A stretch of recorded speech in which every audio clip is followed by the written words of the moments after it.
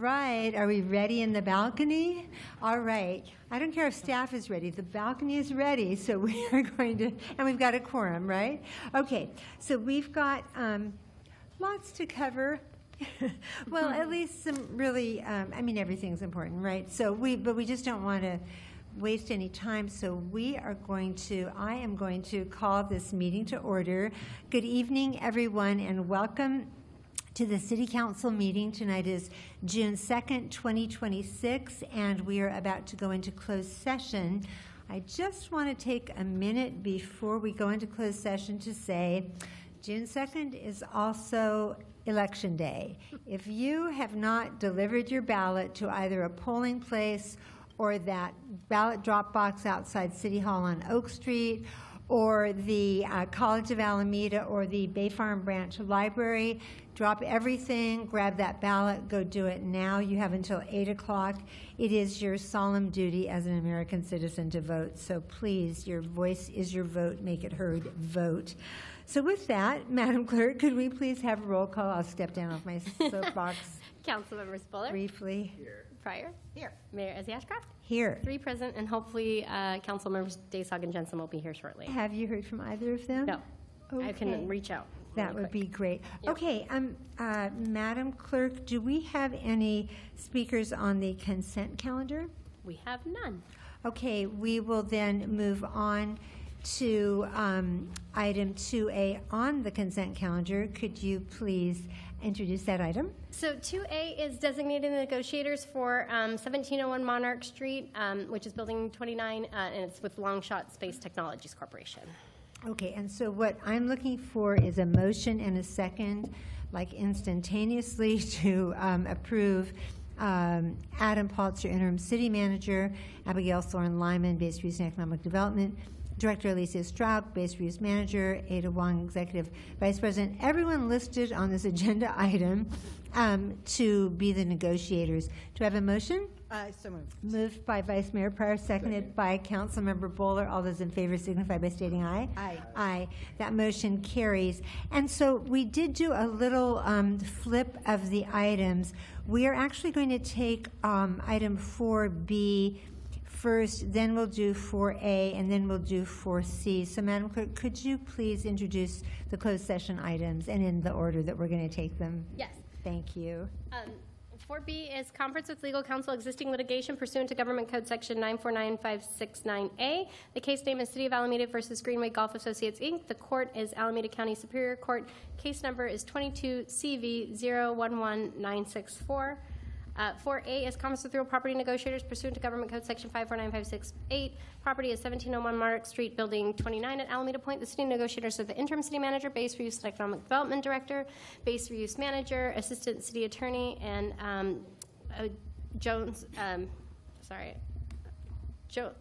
Ada Wong from Jones Lang LaSalle.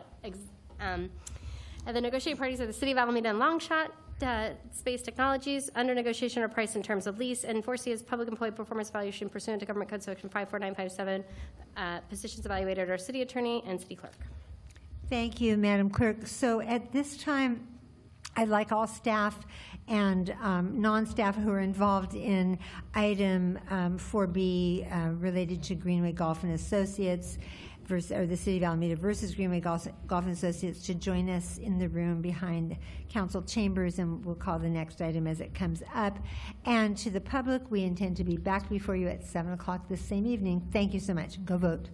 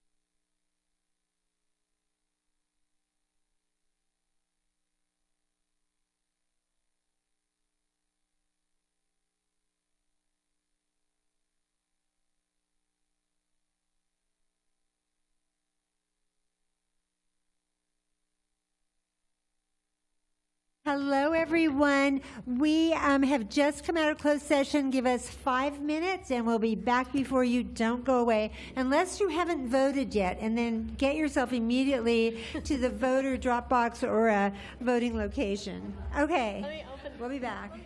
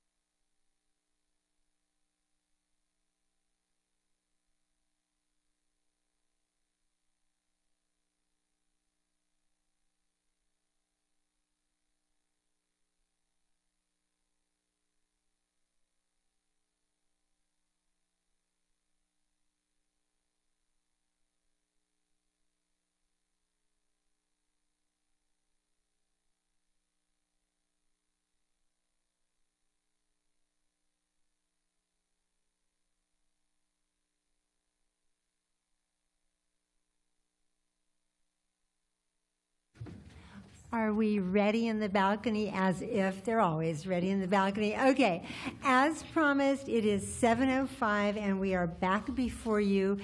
Good evening, everyone, and welcome to the City Council meeting for the City of Alameda. Tonight is Tuesday, June 2nd, 2026. And before I even get into that, I just want to state that it's 7:06 and it's also election day. So if you are a registered voter in California and for some reason have not yet voted, you need to get to, if you've got your ballot with you, just take it right outside to the drop box on Oak Street at Santa Clara, or there's a couple of voting locations actually on Central Avenue, not far from here, but you must vote. So please honor your civic duty to do so. In the meantime, the council has just returned from closed session, and I would like to ask the city clerk to please report on any actions taken in closed session. City Clerk Laura Weisiger. Thank you. So for item 4A, which was real property negotiations for Building 29, staff provided information and council provided direction by 5 ayes.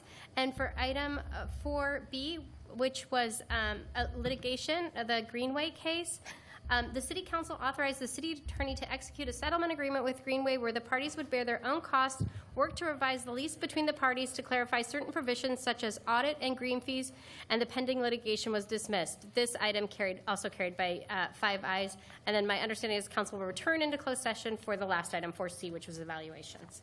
That is correct. Thank you for that, you. Madam Clerk. And so with that, I will adjourn the special City Council meeting, the closed session, and I will call to order the special joint meeting of the City Council and successor agency to the Community Improvement Commission, which was once known as the Redevelopment Agency. And we start with the Pledge of Allegiance, and I'd like to ask my council colleague, Greg Bowler, to please join us, to please lead us in the pledge. Please join me in the pledge to lead. I pledge allegiance to the flag of the United States of America and to the republic for which it stands, one nation, under God, indivisible, with liberty and justice for all. Thank you, Council Member Bowler. Madam Clerk, would you call the roll, please? Council members Bowler. Here. Daysog. Here. Jensen. Here. Pryor. Here. Mayor Ezzy-Ashcraft. Here. 5 present. Thank you. And we move on to the consent calendar. And again, this is the consent calendar just for this special meeting of the successor agency. The consent calendar are routine items that are approved by one motion unless council members or commissioners remove the items for discussion. Do we have any, do we take public comment on Yes, this? Okay. we do. And there's no. Where exactly is that on the agenda? Oh, the public comment Yeah. on this one? Yeah, it's just like any consent calendar, public comments allowed. Yeah, but we usually never have Okay. any on this section. Do we have any? No, we don't. don't. Okay, we'll close public comment. And any questions or comments, council, on, again, the successor agency consent calendar? Oh, and Madam Mayor, if I might, Yes, just to public note, hearing. there is a Tell public us about hearing that, yes. that's establishing the for appropriations limit for fiscal year 26-27 and adoption of a related resolution for the Proposition 4 limit. So this item, it is a hearing, and if there were speakers, now would have been the time for them to comment. So thank you. Perfect. Thank you for that. I Okay. just have one comment. Yes, Councilmember Jensen. Thank you. Just to point out and appreciate that the city of Alameda is well under the GAN limit, which is the limit for expenditures established by Proposition 4, and this isn't the case for all cities in California. So thank you. Thank you for that. Okay, so what I'm looking for is a motion and a second to approve the consent calendar for the successor agency item. It's moved by I'll make Vice Mayor, okay, by Councilmember Jensen. I think I saw Vice Mayor Pryor's hand up to second. All right. All those in favor, please signify by stating aye. Aye. Aye. All right. And then also on this in this special joint meeting is agenda item 3A. And Madam Clerk, would you introduce that item while whoever the staff that are presenting make their way up to the podium, please? Will do, thank you. Adoption of resolutions approving and adopting the mid-cycle changes to the City of Alameda budget for fiscal years 26-27, excluding the operating budget amendment for the rent program, and adoption of resolution approving workforce changes and amending the Management and Confidential Employee Association salary schedule and amending the Alameda City Employee Association salary schedule in fiscal year 26-27, effective July 1st, 2026. Thank you and welcome.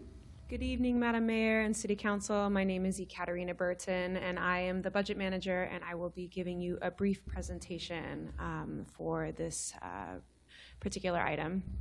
So want to start off, as always, with the City Council strategic priorities here, which guided the budget process. And now just want to remind everyone about what was given as council direction at the May 5th budget workshop in regards to the fiscal year 26-27 mid-cycle budget. Council directed to add a parking technician who is offset by revenue. Council directed to add 4 police officers, and the other major change council added was to convert the following full-time positions to part-time equivalents. And we do want to note that all new positions are to be reviewed by the new city manager before any actions are taken. This table right here shows those full-time positions being converted to their part-time equivalents. So you all have a sense of what that totals to in terms of savings. And then in terms of the overview of where the mid-cycle budget is after council direction, we do want to continue to iterate that the city is in a stable but tight financial position. In terms of the general fund budget, $159 million is for expenditures. That is both ongoing and one time, and the revenue budget is $158 million, and again, that is ongoing and one time. As was mentioned in the May workshop, the Aquatic Center construction bid has increased cost by $5 million and will be coming to your consideration at the next council meeting in June. And so we wanted to show you where we anticipate the ending residual fund balance to be, basically at $9.7 million with the Aquatic Center increase included. These next 2 tables are just going over at a high level what is in our general fund budget. First, we're going over revenues, so you can see the types of revenues broken down here. And again, this is both ongoing and one time. This table right here goes over the expenditure costs and how they are divvied up by department. And as you can see, fire and police have the lion's share of the general fund budget. And we shared this slide at the May 5th budget workshop, but just again want to, reiterate to council and the public that the city is beginning to see the beginning of a difference between our revenues and our expenditures, where our revenues are being outpaced by our expenditures. We do want to remind you all that there are upcoming budget costs that we are expecting that will be factoring into the biennial budget. So we are still in a process of continuing to try to make the best financial decisions for the city that ensure the city's long-term stability. So in terms of next steps, before you all, we are wanting to, per the staff report, bring back the decision of whether to convert part-time positions to full-time positions after completing the 5-year forecast.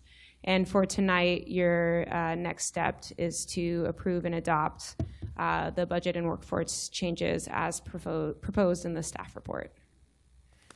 So if there are any questions, please give them to us now, and I'll answer them, or Finance Director McCarthy will answer them. I have a couple of questions. Thank you, and whomever can answer them. So I think there was some passing reference to this, but I think it needs more attention. We are all waiting with bated breath to see if this measure that has gotten enough signatures to be placed on the November ballot, and I'm not talking about the transit measure, I'm talking about the measure that would impact charter cities like ours and force a change in our ability to collect transfer tax. And the League of California Cities did a survey of charter cities in our region, the East Bay region, which are the, well, I think they did it statewide, but we have more than a few charter cities, Alameda included. In the Bay Area, we stand to lose from our general fund anywhere between $10 and $18 million. And so I am aware that there are negotiations going on in Sacramento as we speak to keep that measure off the ballot, but it will require some sort of a compromise. I'm not sure because I'm not in the room where it's happening.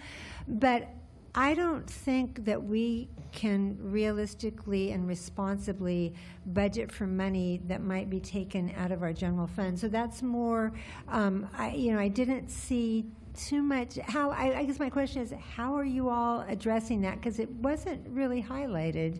Just to say that transfer tax is volatile, it changes, but it could go away altogether. Yeah. Good evening. You good want to evening. introduce Hi. yourself? My name is Ross McCarthy, Finance Director. Thanks, Mayor. Yes, that is a great question. Ultimately, though, we do not deal in hypotheticals. I mean, we try to do our best, but if that were to pass through as a ballot measure in November, there would be significant changes that we'd have to make. So we'd have to come back to council no matter what. We're not presenting two budgets to you, one if it passes and one if it doesn't. We're just saying, hey, this is a hypothetical situation. We will deal with it if it comes. Okay, you might define hypothetical a little differently than I do. All right, I think that might be my only, and by the way, you're projecting transient occupancy tax to remain flat, and that's even with the Australian national team coming to Alameda? Correct. I mean, it's a short term, and half of it is this fiscal year and half of it is next. So. Okay. All right. That's all Smooths it from out. me. Thank you. Thank you. Okay. Other questions, clarifying questions? Vice Mayor Pryor. Okay, yeah, I have questions. I think they're related. So on page 6, it says the anticipated residual fund balance is expected to be 9.7, including the increase in the aquatic center. And so without the aquatic center, bless you, it would be 14 million. Last year, I thought it was a year ago, our ending residual balance was about 9 million. So now it looks like it's going to be 14 million. So it looks like it went up. But wait, don't hold that thought. However, on page 10, it says there is the anticipated cost increases, and those add up to be 6 million. So could we, including the pool costs, say that our, like, if all of those things are true and the budgets, which has consistently be pretty close to target, that our actual ending balance could be about 3 million? Wait, 9.7 is about 10, so I'm just going to round up. 10 minus 6, 4 million. Anyway, did I do all that right? Yes.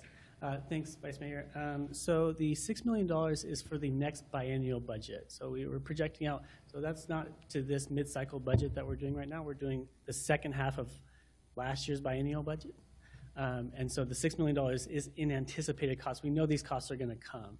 And so that is not projected in the ending fiscal balance, or the estimated ending fiscal balance as of June 30th, 2027. That's before the next biennial starts. So that's for the $6 million. As far as your first question was concerned, we had, roughly 9.5 or so in the last biennial budget. What we're asking now also is to tap into our OPEB trust fund. I think it was on the slide that ECAT had presented, which is basically asking, we have, one of those slides that ECAT was showing was basically showing our revenues growing at a slower pace than our expenditures. And as that gap widens, we need something to fill it. So either A, we need fund balance to fill it, or B, we have other pots of money that we can use in the short term to fill that gap. And so we've asked for this biennial to dip into our pension trust fund, and we're asking for this mid-cycle budget coming up to dip into our OPEB trust fund, which has about $30 or $31 million in it. But just to be clear, if I could jump in, but only for uses authorized under the trust fund. Correct. So 'cause that this OPEB is- trust fund yeah. pays for the OPEB costs Right. of the city, right? As does the Right. pension trust fund. It goes towards our CalPERS unfunded actuarial liability, or UAL. So in a year when we might have trouble making those payments out of our general fund, we can turn to the trust fund, correct? Exactly. Okay. And you should keep that thought in mind when we talk about what hiring we want to approve now going forward, because we are dipping into our trust fund. Yeah, and that we see If that we gap approve that. excuse me, sorry, Mayor. No, We see no. that gap widening between our expenses growing up at a steeper rate than our revenues. Okay, thank you. Okay. Did you finish, Vice Mayor?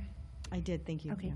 Any other clarifying questions before we go for public comment? Councilmember Desai. So on the OPEB and the other CalPERS funds, so the UAL you mentioned, so are you saying for the UAL, you know what the acronym is, that we're dipping into a trust fund that we created to pay for the normal costs that we should be paying? So typically, we should be setting aside roughly, $7 million or so just to cover the annual bill that CalPERS gives us, right? Isn't that the case? So the PSRP, or the Pension Rate Stabilization Policy, outlines what we can pull from our pension and OPEB trust funds, and we are doing that. So for our pension trust fund, we think our actuarial UAL plus our normal costs will be around $30 million, and so we're going to be pulling $3.2 million. The PSRP says we can pull up to 10% of our required payments to CalPERS, so for our pension. And so we estimate it to be around $30 million, so we're going to be pulling around $3 million from our pension trust. As far as the OPEB trust is concerned, we can pull what we need to cover OPEB costs, so the entire 100%. So therefore, staff is recommending that we pull roughly around $3.6 million. I think it might be $3.8 million from the OPEB trust. And then the safety officers do contribute to the OPEB trust during the year. And those contributions go to roughly around $600,000. So the $600,000 from the ongoing contributions from our safety officers, plus the 3.7 or 3.8 million will get us to our 4.4 million for the OPEB costs, which we are asking City Council to approve tonight. Okay, so let me just try to clarify. So several years ago, the City Council had created a fund using a formula dealing with excess reserves. So some of that excess reserves went into a pot of money for CalPERS unfunded liabilities in the future, and another, I think, went to deal with OPEB. Now, those pots of monies are separate from what typically City Council pays to CalPERS. I forgot if that's the normal or if that's the UAL, but it's usually $7 million. So are you saying that, let's just assume that the two trusts don't exist, that $7 million that we normally pay when each year CalPERS says this is your bill, just focusing on CalPERS, are you saying that we can't make the typical $7 million, so that instead we can only make $4 million, and in order to make up the difference, we are going to now grab from that separate retirement fund? That trust fund. Yeah.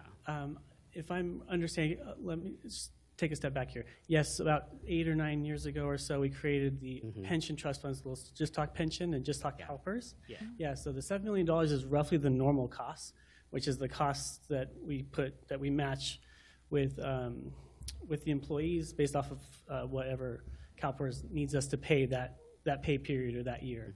And so those are the normal costs That's we're the talking normal about. cost, okay. Yep. So the PSRP, or the pension rate stabilization policy, says, hey, if you have any extra money at the end of the day or at the end of the year, what we're going to do is before you put it all in the bank, we're going to take half of it and then put it in our trust fund, or pay down the UAL plus put it in our trust fund. But what? Close. 75% UAL. But anyway, so yes, right now we are pulling from that 25% that we set aside. We're pulling $3.4 million from that trust fund. Okay. So what that tells me is because somehow we don't have enough revenues from our typical sources of revenues to pay for the $7 million, and in order to make up the difference, we have to pull from that separate nest egg, basically. Correct. You can see it like that. Yeah, I mean, we'd find a way, obviously, to pay it, but yes, it's that we're using that to supplement our payments to CalPERS. Yes. Okay. If I could follow up on Councilmember Dakesock's question, I do understand that expenses are growing faster than revenues, and so I think you're trying to be proactive and prudent. What if we're in the same situation or worse next year? We keep drawing down. I mean, we'll keep drawing. I mean, there's got to be, like, that's the idea. I mean, ultimately, though, that's the idea of having this kind of trust fund to use. But yes, Yeah, it would be the same thing. we would ask to be pulled from. Yeah, I trust funds. understand it quite well. I was the council member who Yeah. brought the idea forward, and fortunately, the majority of my colleagues agreed. But it isn't as though it has a magic, well underneath that keeps replenishing it. We replenish the trust fund. If we're having trouble meeting our basic expenses, it's probably safe to assume that we're not adding to the trust fund.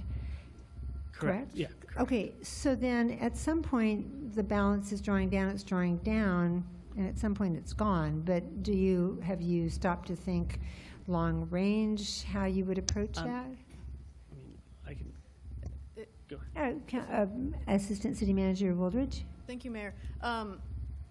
Every year we are looking at that, and one thing we are planning on doing this summer and fall is a 5-year budget forecast, and that also is another tool in our tool belt to really look forward at exactly the things you're talking about. Because we wouldn't be. We are very responsible in what we bring to you and really thoughtful in that, and so we wouldn't just draw down until there's nothing left. We'd really be thoughtful about it, and if we were getting that dire of a situation, we would be looking and coming to you with recommendations of much more severe cuts in various areas of the organization before we empty our trust fund, for example. So, Thank you for that. And I'll also note that our new city manager will be on board by this summer and certainly will have input. Did you have something more you wanted to add? Okay, but again, everything that we just heard are things that the council should take into consideration when we decide what to approve or not approve tonight. But thank you for that information. Councilmember Buller, did you have your hand up? No. Okay. Are there any public comments on this item, Madam Clerk? Okay. First Mitch Ball, and then Denise Trepanier. Okay, and is it just the two? Yes. Okay, so you'll tell them their time and all those good things? Yeah, they get 3 minutes. All right, thank you. Go ahead. Welcome, Speaker Ball. Thank you. Within this mid-cycle update, there is one workforce change that clearly stands out amongst the rest. The increase from 2 to 3 parking technicians is expected to be fully self-funded because additional enforcement brings more money through ticket fines and increased meter compliance than it costs to hire. This is very unique to this role, and it's important that the city make financially sound hiring decisions such as this when asking the public to consider new taxes through a ballot bond measure. We should recognize why hiring more parking technicians is such a lucrative decision. Meter compliance is low, and illegal parking is frequent and common. When I bike on Webster or Park, I typically get stuck behind an average of 2 illegally double-parked cars in the bike lane that I have never once before seen ticketed. Those are each $79 with the new proposed master fee schedule. An enforcement technician could probably rack up $500 an hour for the city easily during peak times. but that money is simply left on the table if unenforced. Regardless of positive budget implications, the primary purpose of parking enforcement is to have properly functioning roads, which is why parking enforcement is as universally popular as it is.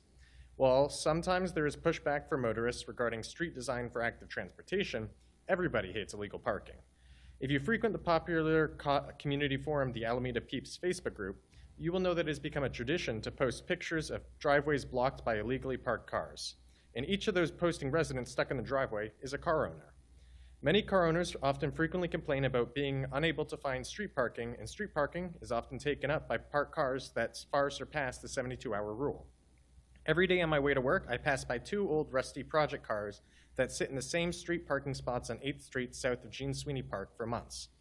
While I have to admit it's cool that some of these cars are still around, they should be parked in a private driveway or a storage facility, not on the public street at the expense of others. Lastly, while I do want to applaud the city for hiring a new parking technician, it needs to be clearly stated that 3 is nowhere near enough to fix illegal parking.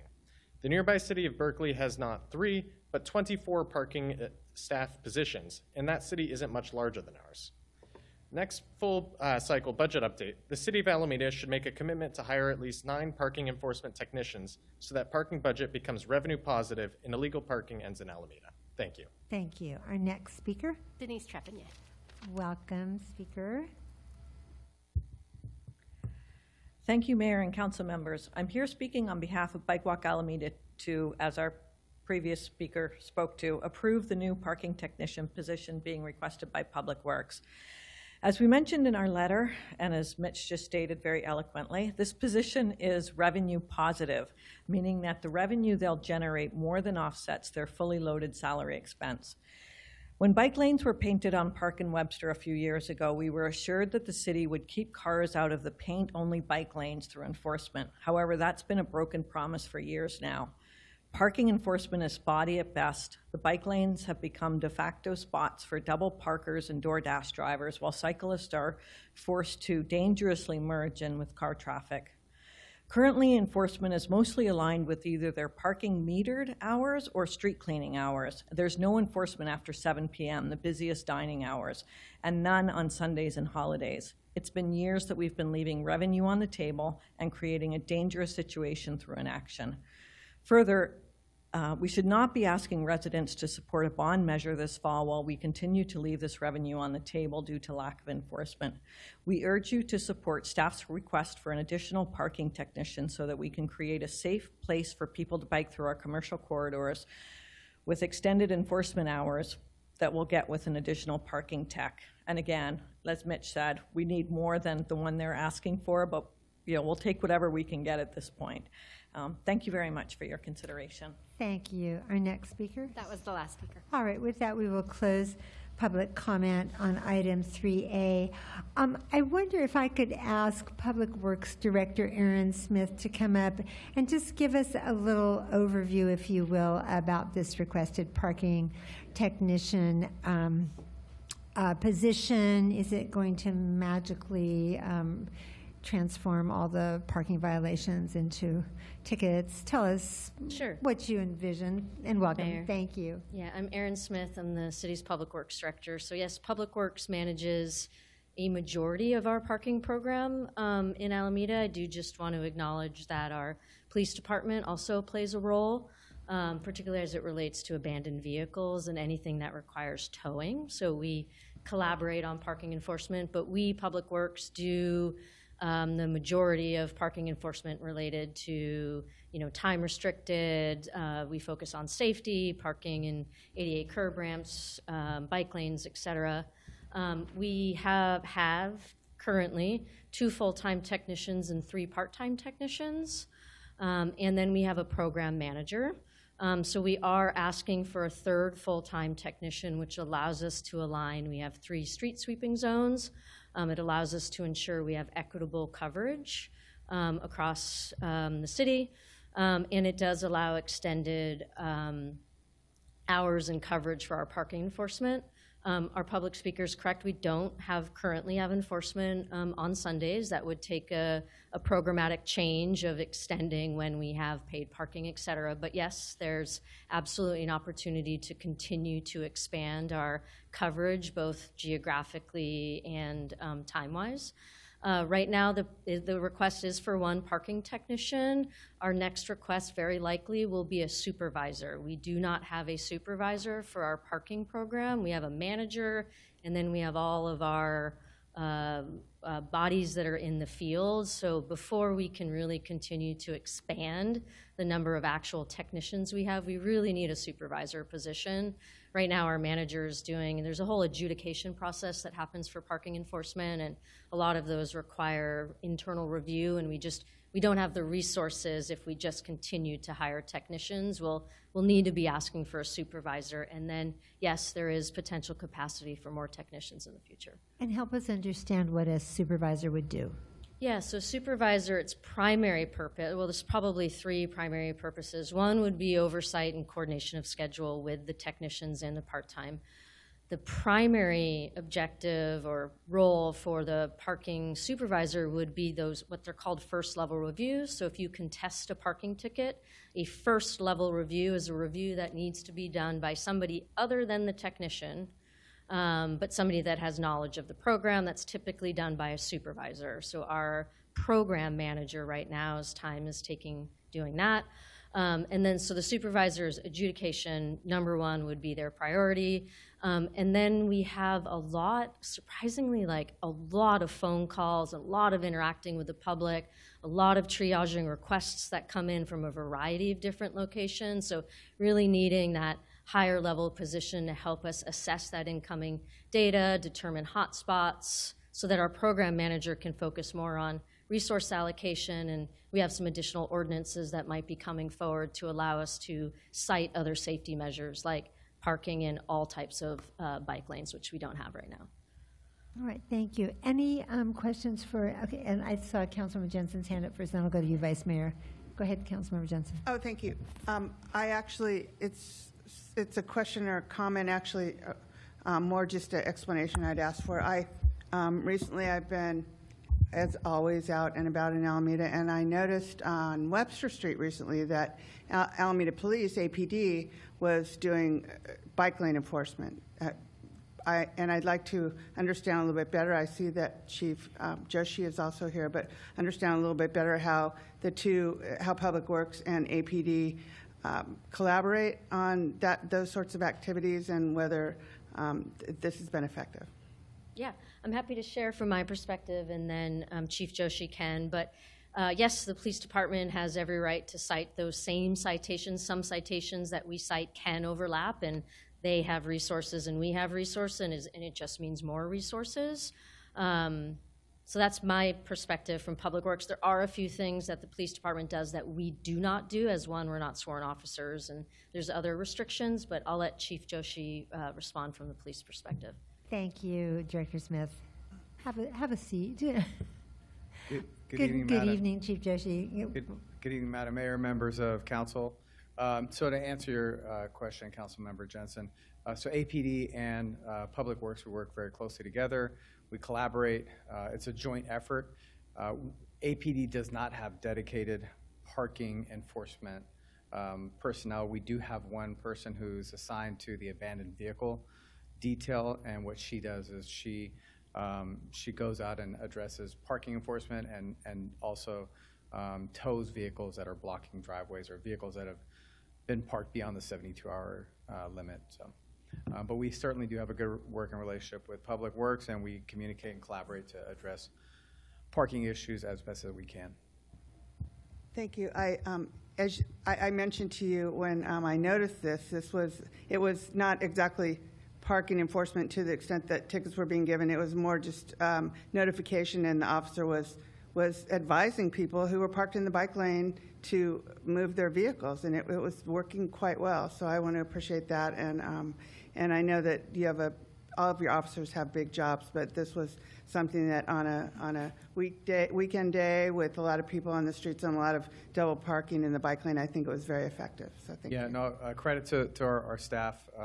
Captain Kubiyama is also here. He's been hearing from the community that there are some concerns about parking in the bike lane. So he's been very creative on deploying resources and identifying where the issues are. So we're definitely working to address those. So thank you for you noticing the work that's being done out there. Absolutely, thank you. And Vice Mayor Pryor. So, yeah, I do have a follow-up question for Director Smith. For Director Smith? Yeah. Well, while Chief Joshi is still there, let me, and on the subject of parking violations, so sometimes you get a call from the grouchy mayor, and I was coming down Central, which is, we've done a beautiful job on the there's the roundabouts, and now we've got, one lane in each direction, and a center left turn lane, and bicycle lane. But more than once, I've seen it's usually a UPS truck just parked there. And so not too long ago, I had enough time to pull over, find a parking space, go over with my phone camera, photograph the truck in the lane, the license plate, text it to the chief, and probably to you too, Director Smith, and say, what is going on here? And so how are we dealing with that? So anytime we get information like a license plate or identifiers from commercial vehicles, we'll reach out to the business and notify them of the concern. I've written letters myself to both businesses and residents in the neighborhood to let them know that some of the concerns that are coming up. Sometimes a letter and a communication and education is a good way to start. If the problem persists and continues, then we have to sometimes step up and take an enforcement posture. Okay, I appreciate that. And I think Director Smith is up, so you can probably be at ease. Come on back, Director Smith, and it's yours, Vice Mayor Pryor. Yeah, thank you. I have a follow-up question because you were talking about the supervisor for parking enforcement officers. What would be a good ratio or of a supervisor to enforcement officers, parking enforcement officers? Yeah, ideally, which is why our next position would be a supervisor, so it'd be 5 people beneath that supervisor, which is, if this position is approved this evening, with the part-time positions, makes 5 bodies that this potential supervisor, which we're not asking for this evening, but looking forward at some point would oversee it at a minimum 5 people. And then just so that as we're talking about the future, what is the typical salary, do you know, of that position? So like when we are doing... I just want to, excuse my interruption, I just want to make sure that we're staying within Brown Act. Are we okay? I think it's okay because I'm assuming the Vice Mayor is exploring budget impacts for, for her overall consideration of the budget, and for that purpose. Yeah, I mean, I guess, yeah, because it does say on page 4 that adding a parking technician is offset by revenue, but then if there's a financial impact because we're adding a supervisor, which it does sound necessary. I mean, with, when you explain the phone calls and the oversight, and then also reviewing parking violations, I feel like that person would be very busy. Yeah. So just wanted to clarify on the revenue generating aspect that's come up a couple times this evening. While yes, they generate that position generates revenue. We are very thoughtful about our overall fund balance. We need to make sure that all of the parking costs are funded by the revenue, and at this point, we are not yet, because for those, a little bit of history, Public Works took over parking about a little less than 5 years ago, and at that time, we established a separate dedicated parking fund. We do still have debt service on our parking garage that hits that fund. We have overhead of a lot of equipment, handheld devices, license plate reader technology, vehicles, offices. So it's more than just the person and even their fully burdened rate. It's a lot more than that to run the program. So it's not, yes, they are revenue generating. It makes it great to support that salary. But when I make a recommendation for additional ask, I'm really looking at the entire fund and to ensure. And at this point in time, I would not recommend the supervisor until we can really get our arms around what our revenue coming in is. We have some new facilities that have come online, like the ferry terminals, and we're also cognizant of the fact that revenue, like enforcement, should go up high when we really start enforcing, but the idea behind it is that people comply. Like, we don't want to just cite people, right? So we're 5 years in, we're learning, we're bringing new facilities online, we're waiting to see if that, yes, our revenue has done this in the last 5 years, we're waiting to see if that is arcing, and so, which is why a little bit more time for us to recommend that supervisors. We're really looking at the fund health as a whole. Oh, great. Thank you. I'm not sure if that answered. Well, it does. It's very informative. Thank you. If I understand you correctly, you're saying, and eventually people will just be smarter and not do what they're not supposed to do, but then not get tickets either. So, yeah, I mean, if we approve this position, it's not because it's a moneymaker for us. It's because of the important I wanted to be clear. role. Yeah. Thank you. And if we charge that much in fines to cover all the costs, we'd really be hearing from the public. Okay. Yes. Thank you. Does anyone have any questions for Director Smith? Thank you so much. Thank you. Thank you. So I know that we have this list of workforce amendments. I am really hesitant about approving all of them tonight because I think there are some that can wait, and I'm saying this for a couple of reasons. Again, the uncertainty with the budget, and as far as all the negotiations that are going on about whether this transfer tax measure is going to go to the budget, go to the November ballot. Madam Clerk, do you recall, isn't it August by which time ballot measures have to be designated? So it's not that far off. It is now June. We will know in August whether that's a threat to our transfer tax. I don't consider it a hypothetical. I think I'd give it some Las Vegas odds because there's a lot going on there. And so just knowing a significant hit could be coming to our general fund, I would caution the council to just wait a little longer. Again, at the end of this month, we will have a new city manager in. He, I'm sure, is watching as we speak. Hi, Jerry. And he should definitely have a say and weigh in.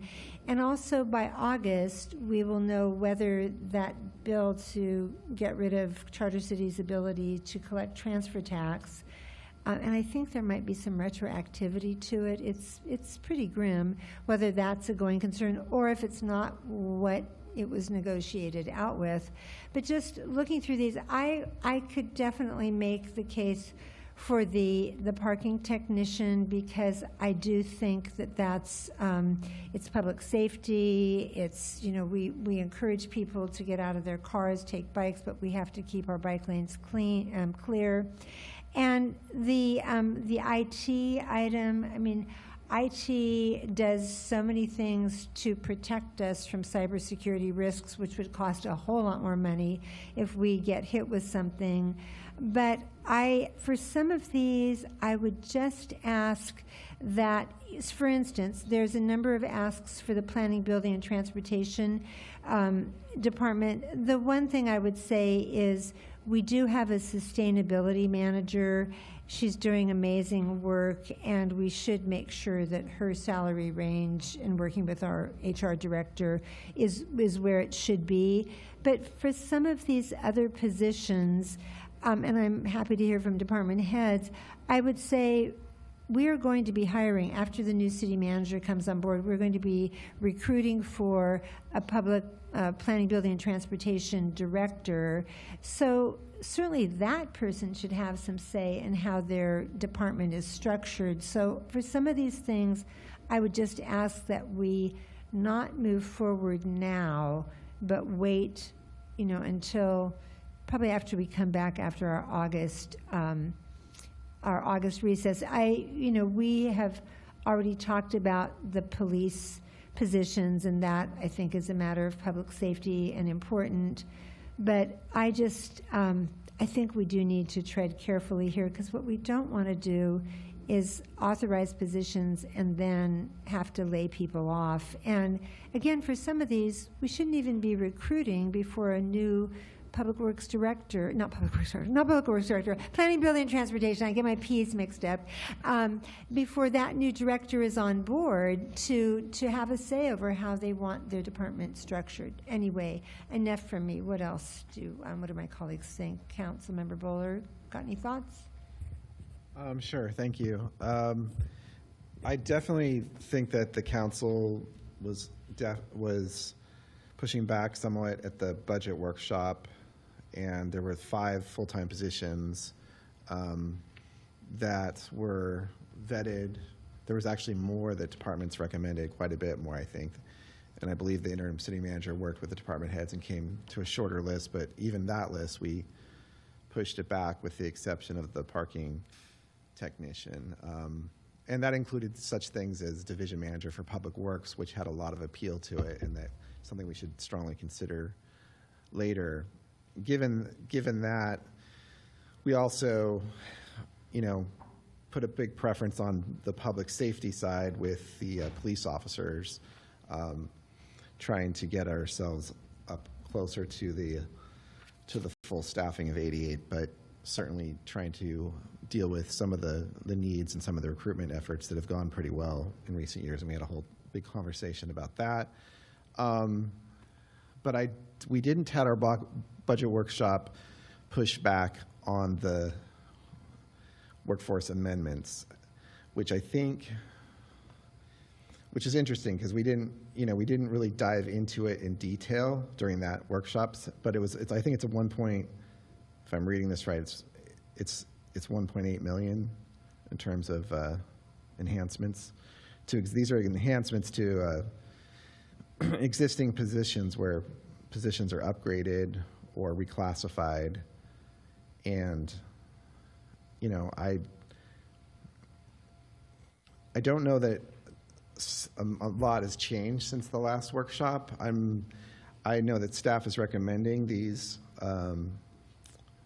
workforce amendments and upgrades. I'm still comfortable going forward with them. That's just kind of where my head's at the moment, but I'm open to hearing more from colleagues or staff. 2 things.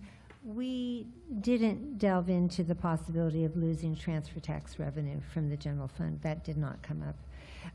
So that's another 10 to 18 million we need to consider, might not be here. And secondly, I need to do a motion because I'm about to run out of time.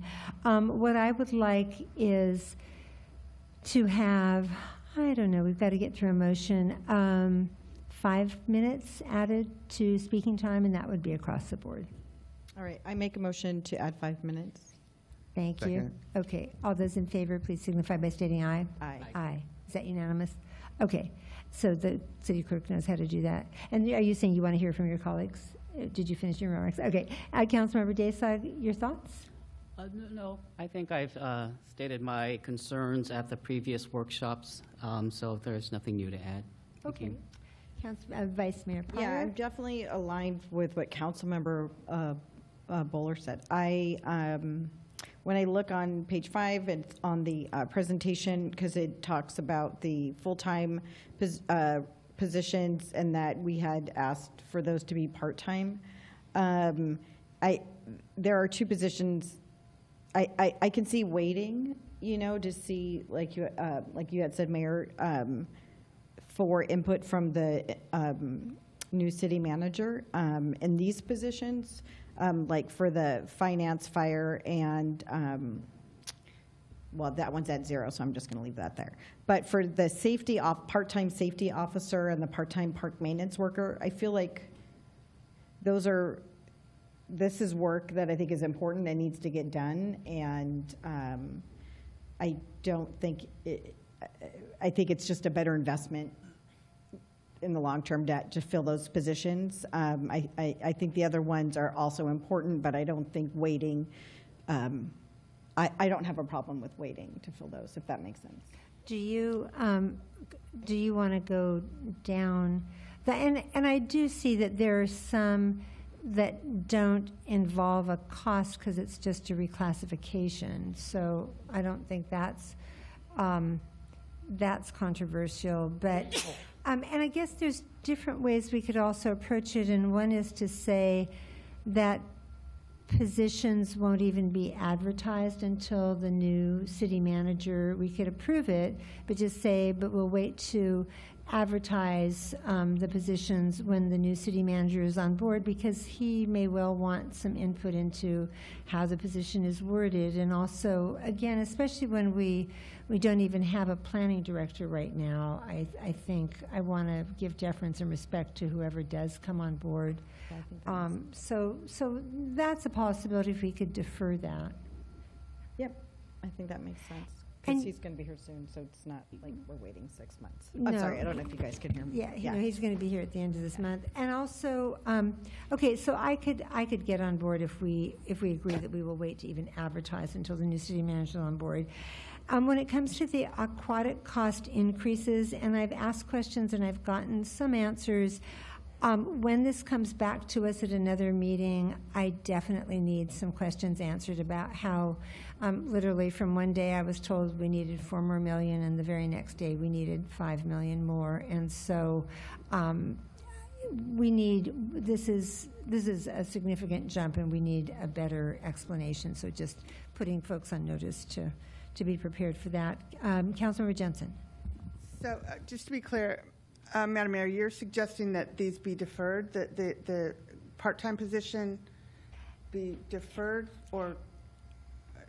So I don't know what's less complicated. I don't disagree with the vice mayor that, like, the recreation and parks positions are important to do now. I think the parking technician is time critical. There's ones that don't even, it's just changes in classifications. But some of these that I've talked about, especially in the planning department, with the exception of bringing the sustainability manager to where they should be salary-wise with their peers, if we could be somewhat selective, but I do think we need to put a pause on positions that would be new to the planning department until the new person comes in. I just think that's respectful. The only one that I would suggest, my first suggestion might be that we pass the other recommendations, which are the parking technician for police officers and 4.4 OPEB for the trust fund. And then, the recommendation does say that all new positions to be reviewed, but perhaps this could come back for the other positions before the end of the year, like after the city manager is here in July or late July before we recess. And if that's not, I understand that you want to know the likelihood of the transfer tax. I imagine we all want to know, because that's, if it gets on the ballot, that's significant. We'd have to wait till November to know if it passes. If it doesn't get on the ballot, and depending on what took its place. As I understand it, it'll be June 27th that it has to qualify for the ballot, whether. It already has. Or whether, that's the last time that the legislature can make enough changes to have it pulled, I guess, is according to Ballotpedia and Cal Matters. But regardless of that, I understand the concern there. So my other suggestion is that at least one of the positions be approved, and that's the risk management position, because that is a money-saving position, as I understand it. The division manager, the safety officer in HR, as the presentation showed, that at least even part-time would save contract money, according to what the... I think the city attorney is shaking his head in disagreement.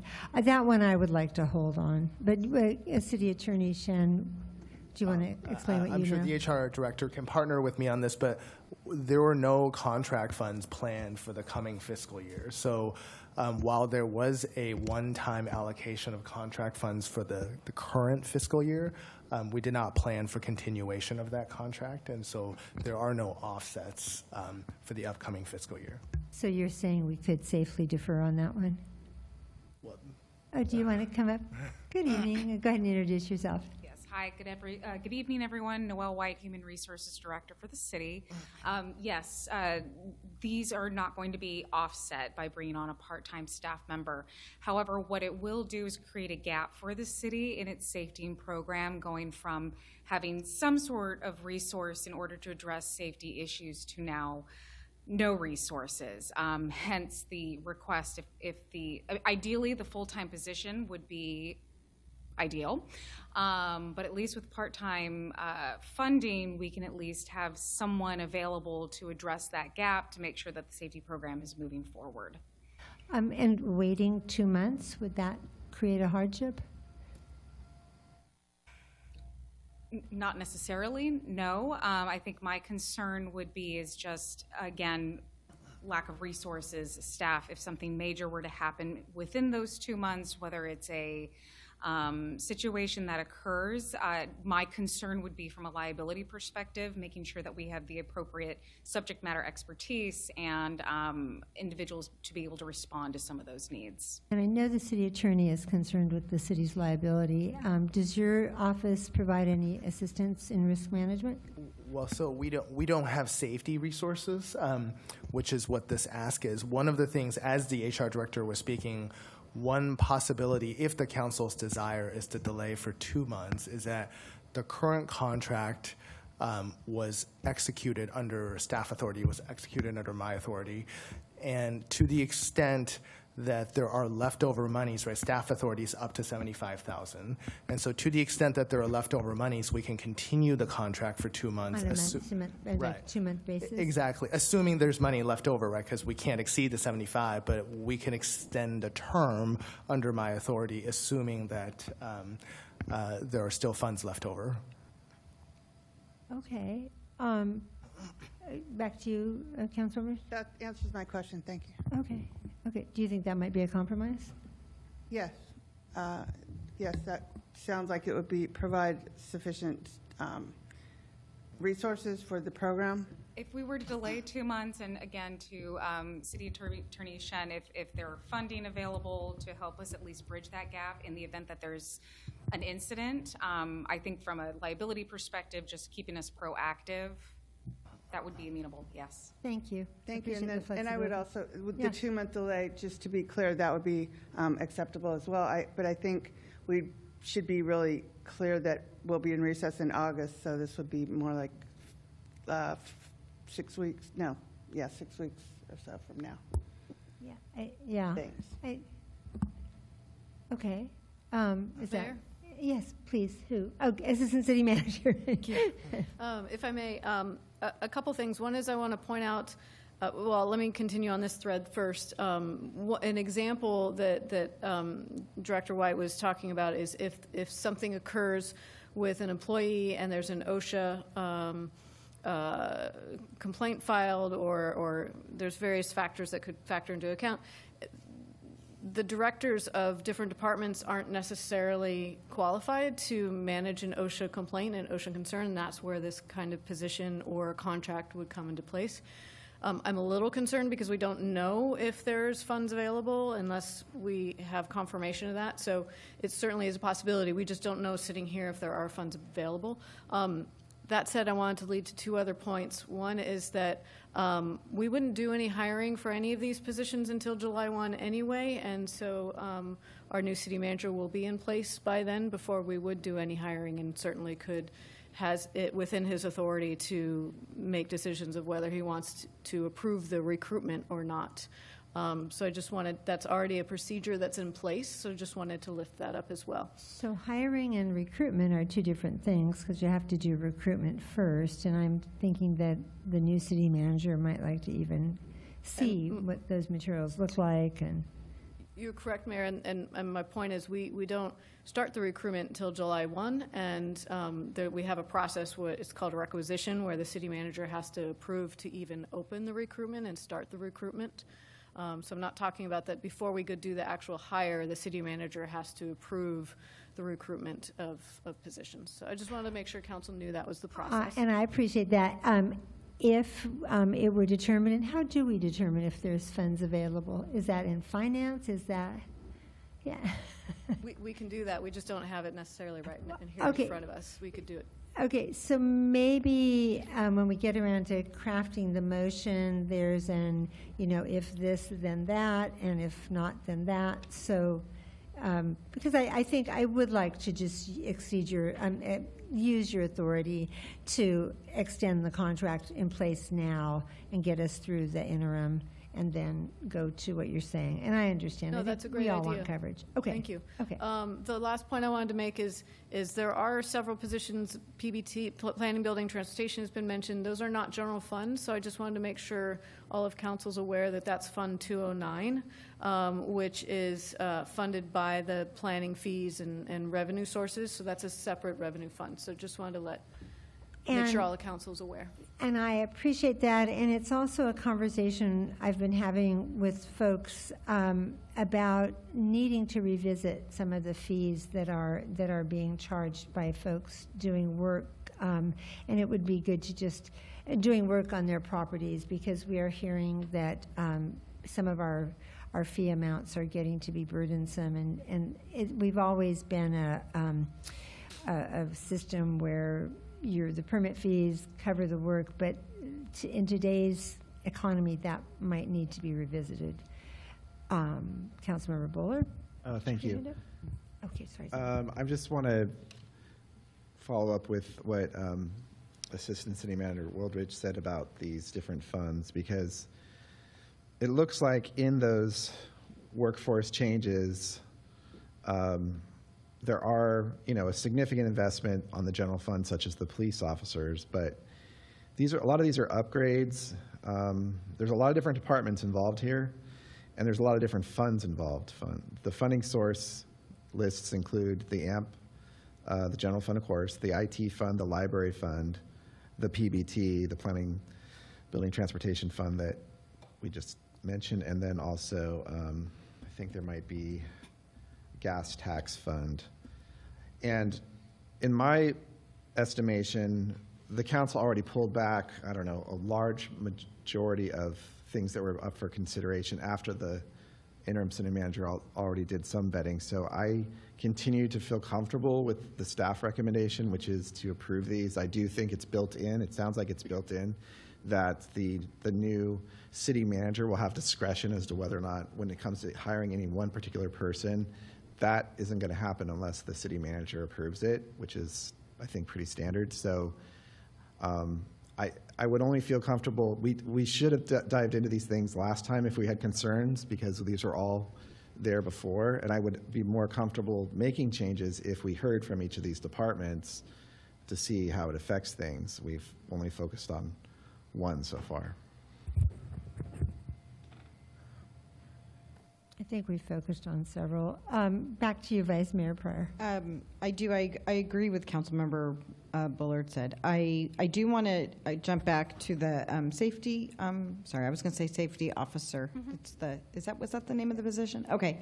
I was confused. I heard $75,000. Is that what we pay a year, or is that what we budgeted to pay contractors? Vice Mayor, Vice Mayor, the existing contract is with Envirotech Safety, and it's for a 1-year period with a maximum not to exceed of $75,000. Oh, got it. And we have them at this moment. We have them at this moment. That's right. Okay. I think it would make sense to have them until that position was filled. I think that actually makes sense.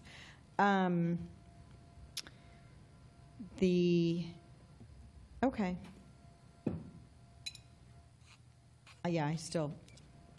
Just based on the last conversation we had about that position, it just sounds like it would be more efficient. It covers all the departments. I don't think, we haven't had one this whole time. I don't think it's like that we need to fill it today, but I still think it's important. I still think of, full-time. I thought going to half-time was the compromise, so to not do it is I strongly support having that position. That's it. I think it's just a matter of how it's funded, and so we're going to learn more about what's in the fund. Well, and we pay $75,000. The position we budgeted for was $90,000. So to have somebody who's here all the time, who's doing preventative work with all the departments, I feel like what's that, 90, 75, is that what, $15,000? I think that I feel like it's a big benefit for $15,000 difference. Okay. Okay. Do you feel comfortable coming up to share? Come on back. Thanks, Mayor. There's plenty of money on the contract. We have about $75,000 contract and about $30,000 in current costs. Okay, so we can keep it going with what's left in the budget. Awesome. Thank you, Director McCarthy. Okay, does that help? Mm-hmm. Yeah. Councilmember Jensen. Just to be clear to the finance manager, to be clear with this presentation, the recommendation is to convert full-time positions to part-time positions, and that's what we've been discussing. But we also have in the recommended workforce changes, we have a number of expenditures that are part of, as was pointed out, not part of the general fund. And those are going to be, if the workforce changes are adopted, those will be approved as well. Is that, for example, the planning, there's 4 planning, building, and transportation positions that are PBT Fund 209. Yeah, I would say to your question, Councilmember Jensen, that I think we're discussing two things. We're discussing both position upgrades, which are for existing FTE, having their classification changed to a higher upgrade. That is one part of this workforce changes. And then we do have the part-time positions that you all have designated. That is also for consideration. So I think depending on the motion you all choose, we would go forward with your direction. The safety officer is a part of the second camp, the part-time positions. So that would be a new FTE. The position upgrades are existing personnel and would be changing their classifications. Thank you.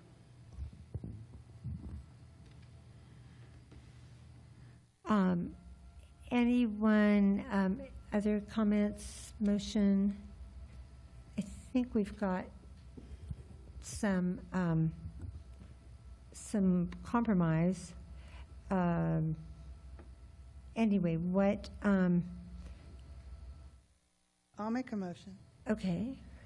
I'll make a motion and certainly accept your motion amendment if you have one, Madam Mayor, but to adopt the recommendations for the resolutions approving and adopting mid-cycle changes, including the workforce amendments. Okay, but are we going to go with the using the city attorney's budget for the safety officer for now? And then when will that? That's the question. I guess I'm trying to. Yeah. I'm struggling a little bit with when would that come back and which positions are being deferred and when would they return. So, my motion would be to approve, except for the part-time conversion positions, I guess, which are the 4 positions, and those would be deferred until, although I'll withdraw my motion because I'm still a little confused, sorry. City Attorney, can you help us out with the funding on the, explain how that would work? Sure. I think we can work out the funding later. The important thing is that there are still dollars left in the contract, and so I could continue to exercise my authority to extend the contract for 2 or 3 months while the city undergoes its recruitment in the fall. May I ask a question? Please. On that? Are we just talking now just about the safety officer position? That's my understanding, Councilmember. Okay. And then I just have a question for my colleagues. Like, what is it particular about the safety officer position that, because there's a lot of other things that are a lot more expensive here, and I mean, I've had conversations with Adam Polter, interim city manager. I know that he was concerned about this, but definitely wanted to get the ball rolling on getting more safety emphasis. I guess we could ask our city attorney too, from a risk compliance standpoint, if this is, or a risk assessment standpoint, like, do you have an opinion on this? Because the staff recommendation seems to be, look, after council direction that already pulled back from suggesting, or maybe it's for, sorry, Director White, yeah. So, but the original recommendation was for full-time positions, including this one, and we've pulled it back to part-time. So does it change our risk profile at all if we make this change? I think it really depends. I think with the compromise, if we're able to extend the contract by 2 months with the remaining funds there, right, we can mitigate that gap. I think my concern would be beyond that gap and where that leads us, right? If we, exhaust the monies that are there for the 2 months, the decisions, okay, we're not moving forward with the part-time, I exposes us to quite a bit of risk and liability. The evolution of this position has been, it started as part-time, we did the contract for the year, we've asked for the full-time position, now with the compromise of the part-time on the table, in order just to keep the program going and to really coordinate with our departments, and particularly focus on the departments that may not have as deep knowledge within safety. So to answer your question, I think it does expose us to great risk if we, particularly if we don't bring on any sort of resources beyond that 2-month gap, because then again we won't have anything to rely on with that subject matter expertise. If we do have an OSHA complaint, we are looking at it from a compliance perspective and needing those resources to really push that program forward and to keep it effective. But if I understand correctly, the annual cost of the contract was $75,000, and there's $30,000 left, and we're talking about doing this for 2 months. So does that increase your confidence level? I mean, it increases my confidence level that we could efficiently get through the 2-month gap. More of my concern would be, we get through the 2-month gap, let's assume we exhaust all funds, what's next, right? And what would be the next steps in order to make sure that we continue compliance and mitigate that risk? Yeah, and I believe you've met with our new city manager, and again, he'll be here in less than a month. So thank you for sharing that. Okay. City Clerk, did you want to share any information? Oh, following up on the discussion of that initiative, statewide initiative, there is a June 25th deadline that the Secretary of State will certify the initiative as qualified to the November ballot unless withdrawn by the proponent prior to certification. So that's the certification date. Yeah. So it's got the signatures, and from now until the end of the month to... Well, those two deadlines, if I might, the deadline of that the Assistant City Manager pointed out, with July 1st being the date to that any new positions would be posted, and at that point there will be information about whether this initiative is on the ballot or whether it's been pulled, at least by the Secretary of State. So I would be comfortable moving forward and having a budget amendment come back to us if that is the case, if the mayor feels that enough uncertainty after the 25th of June. I think it's prudent to wait till the 25th of June. However we could get there. Vice Mayor? I do tend to agree. And I mean, because if I wanted to put a pause on anything, I think I would delay the pool, to be quite honest. I feel like these positions, and I don't want to delay the pool. I'm just saying, if we're being that speculative, I mean, the pool went up by $1 million. But like, I just think, the cost right now is $280,000 for the added positions. So when I weigh that against what we're going to throw at the pool, I And that's for all of these. I don't think it's that big of a deal to wait a little, for the new city manager, but I also don't want to, I did feel like this is really important to us, and the only reason we're kind of backtracking is because we might lose some money, which is a big deal. Like, I don't want to be irresponsible, but I do think that these are positions that are helpful to the city. I think that they were, a lot of thought went into them. I think a lot of compromise in reducing even for these 4 positions. And there's only these, well, the there's 4 positions for the, that would be the police officers, and then the 1 position for the parking technician, and then the 4 part-time positions. Those are the only new positions. I don't, just based on the salaries or in the benefits, et cetera, but I don't think that we would be, I think that if that came to fruition, God forbid, we lost all that money, I don't think those 4 part-time positions are going to be the reason why we go into default, or, worst case scenario, we're going into our reserves. So I think that, I still think it's fiscally responsible to do this. But I don't think it's irresponsible to wait at the same time. I don't know if that makes sense, but. We don't have a motion on the table. Do you want to try to fashion something? Councilmember Bowler. Yeah, I just a comment and then the motion, if I may. Please. I just feel that, we definitely are very excited with the coming of our new city manager. I feel like if he has concerns and want to pull some of this back more, or it's beyond his normal discretion, we're all going to be amenable to that, I think. I would just move to approve and adopt the budget and workforce changes as proposed in the staff report.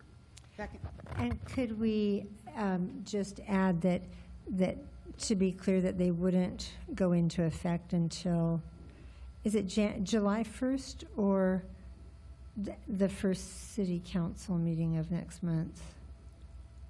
It's July 1st. It's with the start of the budget cycle. Okay. And, and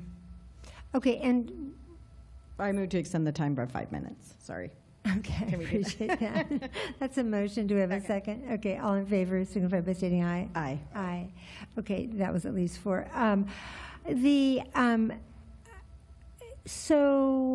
What, putting it off a little bit, and this might be, saying the same thing, just different ways, is we will know, and by the way, it's not a matter of the city, the Secretary of State pulling the ballot measure. It would be the proponents that they have worked out some compromise with the many folks who are opposing it. But we'll know more at the end of this month, even before the end of this month. So, I just think if I may respond. Yeah, go ahead. Thanks. I just think that if that happens, we've got Councilmember. a bigger problem than just these upgrades. And I think the vice mayor made some good points about what the scope of the monies that are involved here, and it involves different funds. So I think we'll have a bigger problem. I think the city manager is going to want to have conversations with all of us if that happens, and then decide on a plan of attack that includes looking at everything, not just this. So I'm still comfortable with going forward on the staff. Okay, and then if we could just add the caveat to the motion, if I guess this is a friendly amendment, that everything that we are approving tonight would be subject to the new city manager's final approval, because by the time he gets here, we will definitely know what the risk to the general fund could be, or none, and that could give us more flexibility.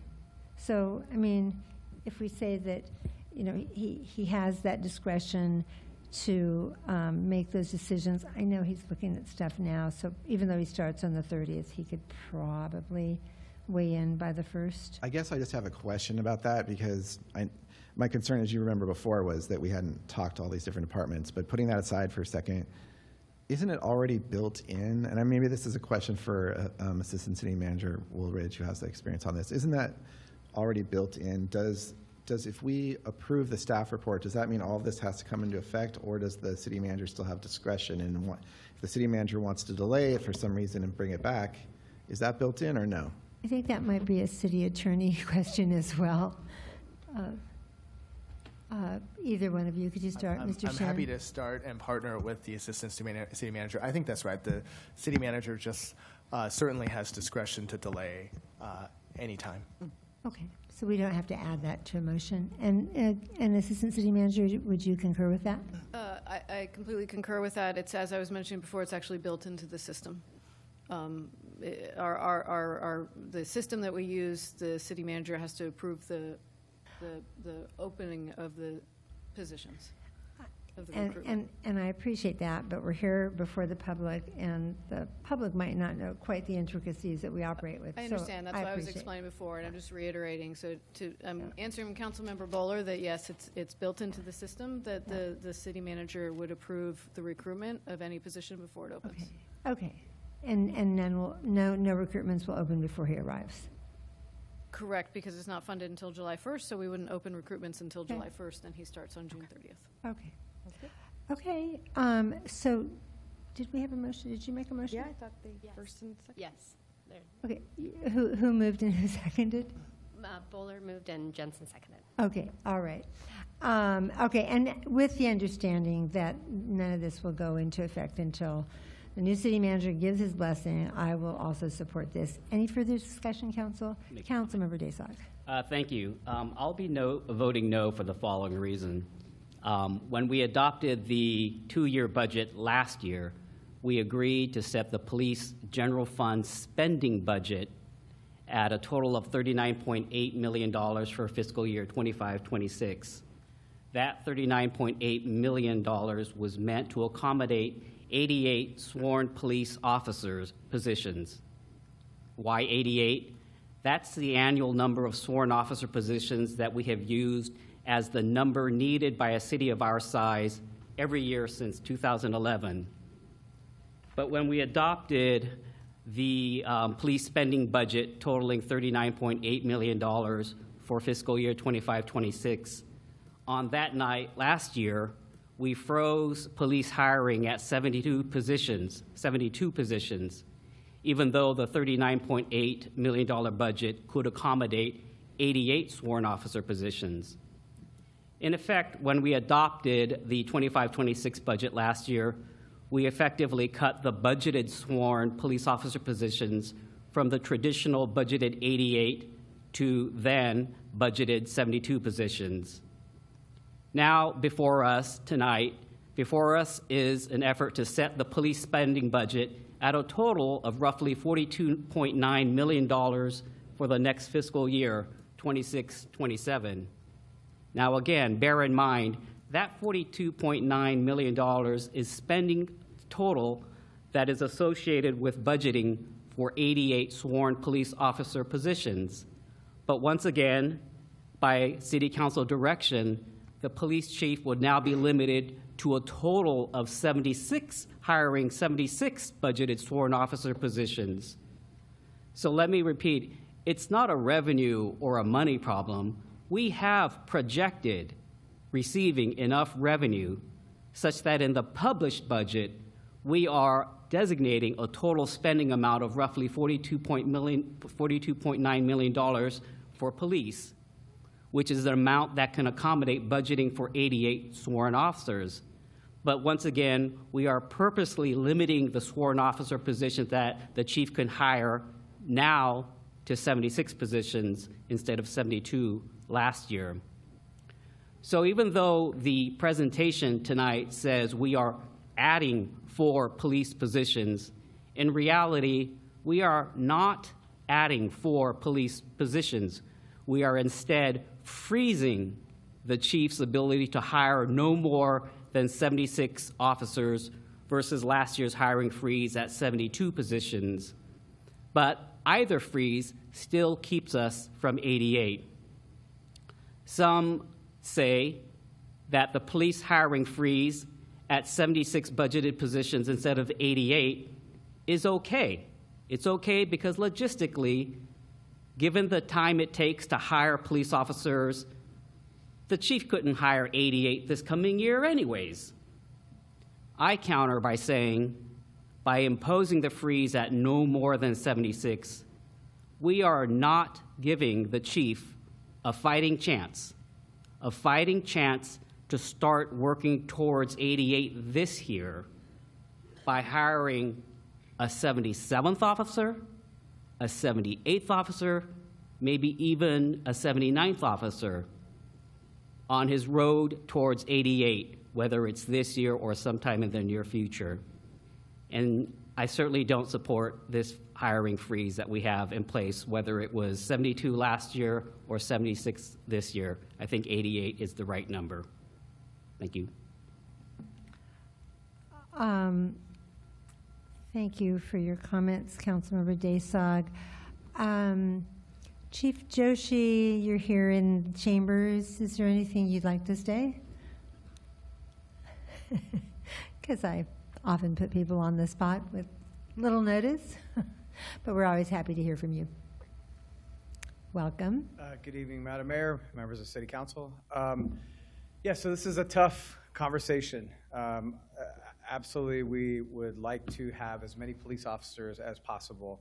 To get to that number 88, it definitely requires, well, as I look at what I have on the horizon, I'm on track to be at around 76, likely 76 police officers in December. But at the same time, I have 71 candidates that are in the background process.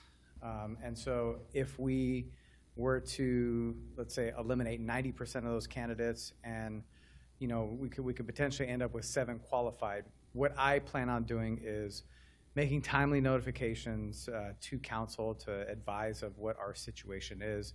In the event, we need to go beyond 76, or what do we do with those officers when we reach that point?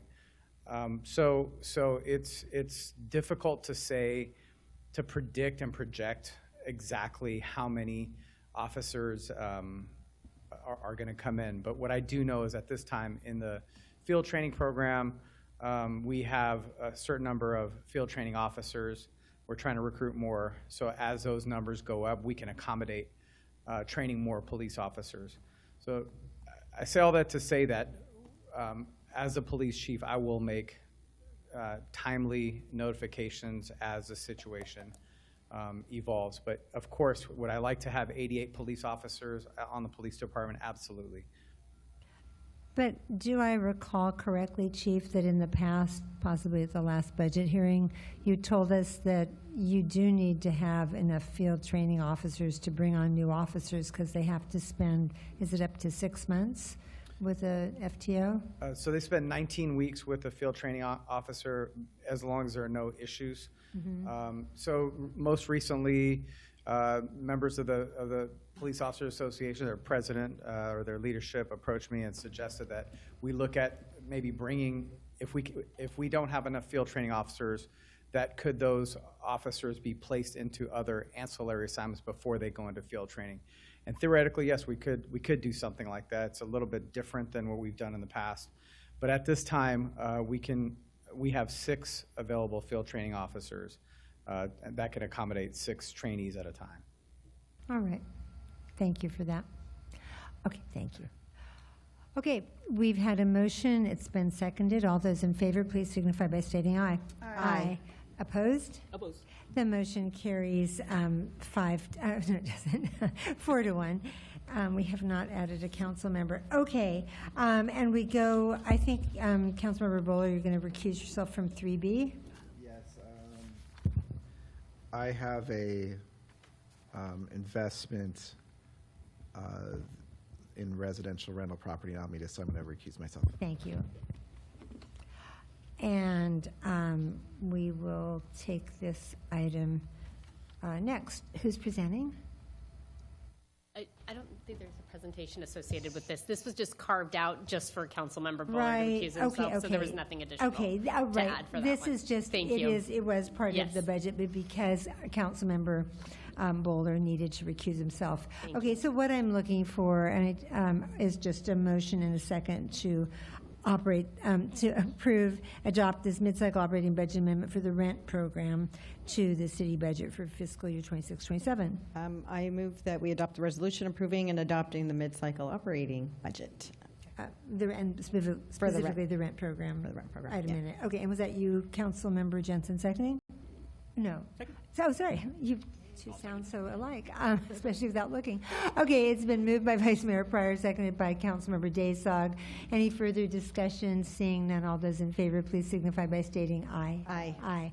Okay, that passes with a vote of 4 with 1 absent. Okay. And now we do roll into the regular city council meeting it is still Tuesday, June 2nd, 2026. Madam Clerk, may we have the roll call, please? Roll call has been noted, 5 present. Thank you. And are there agenda changes? There are 2, Madam Mayor. The agenda noted was revised to note that item 5I has been withdrawn by staff.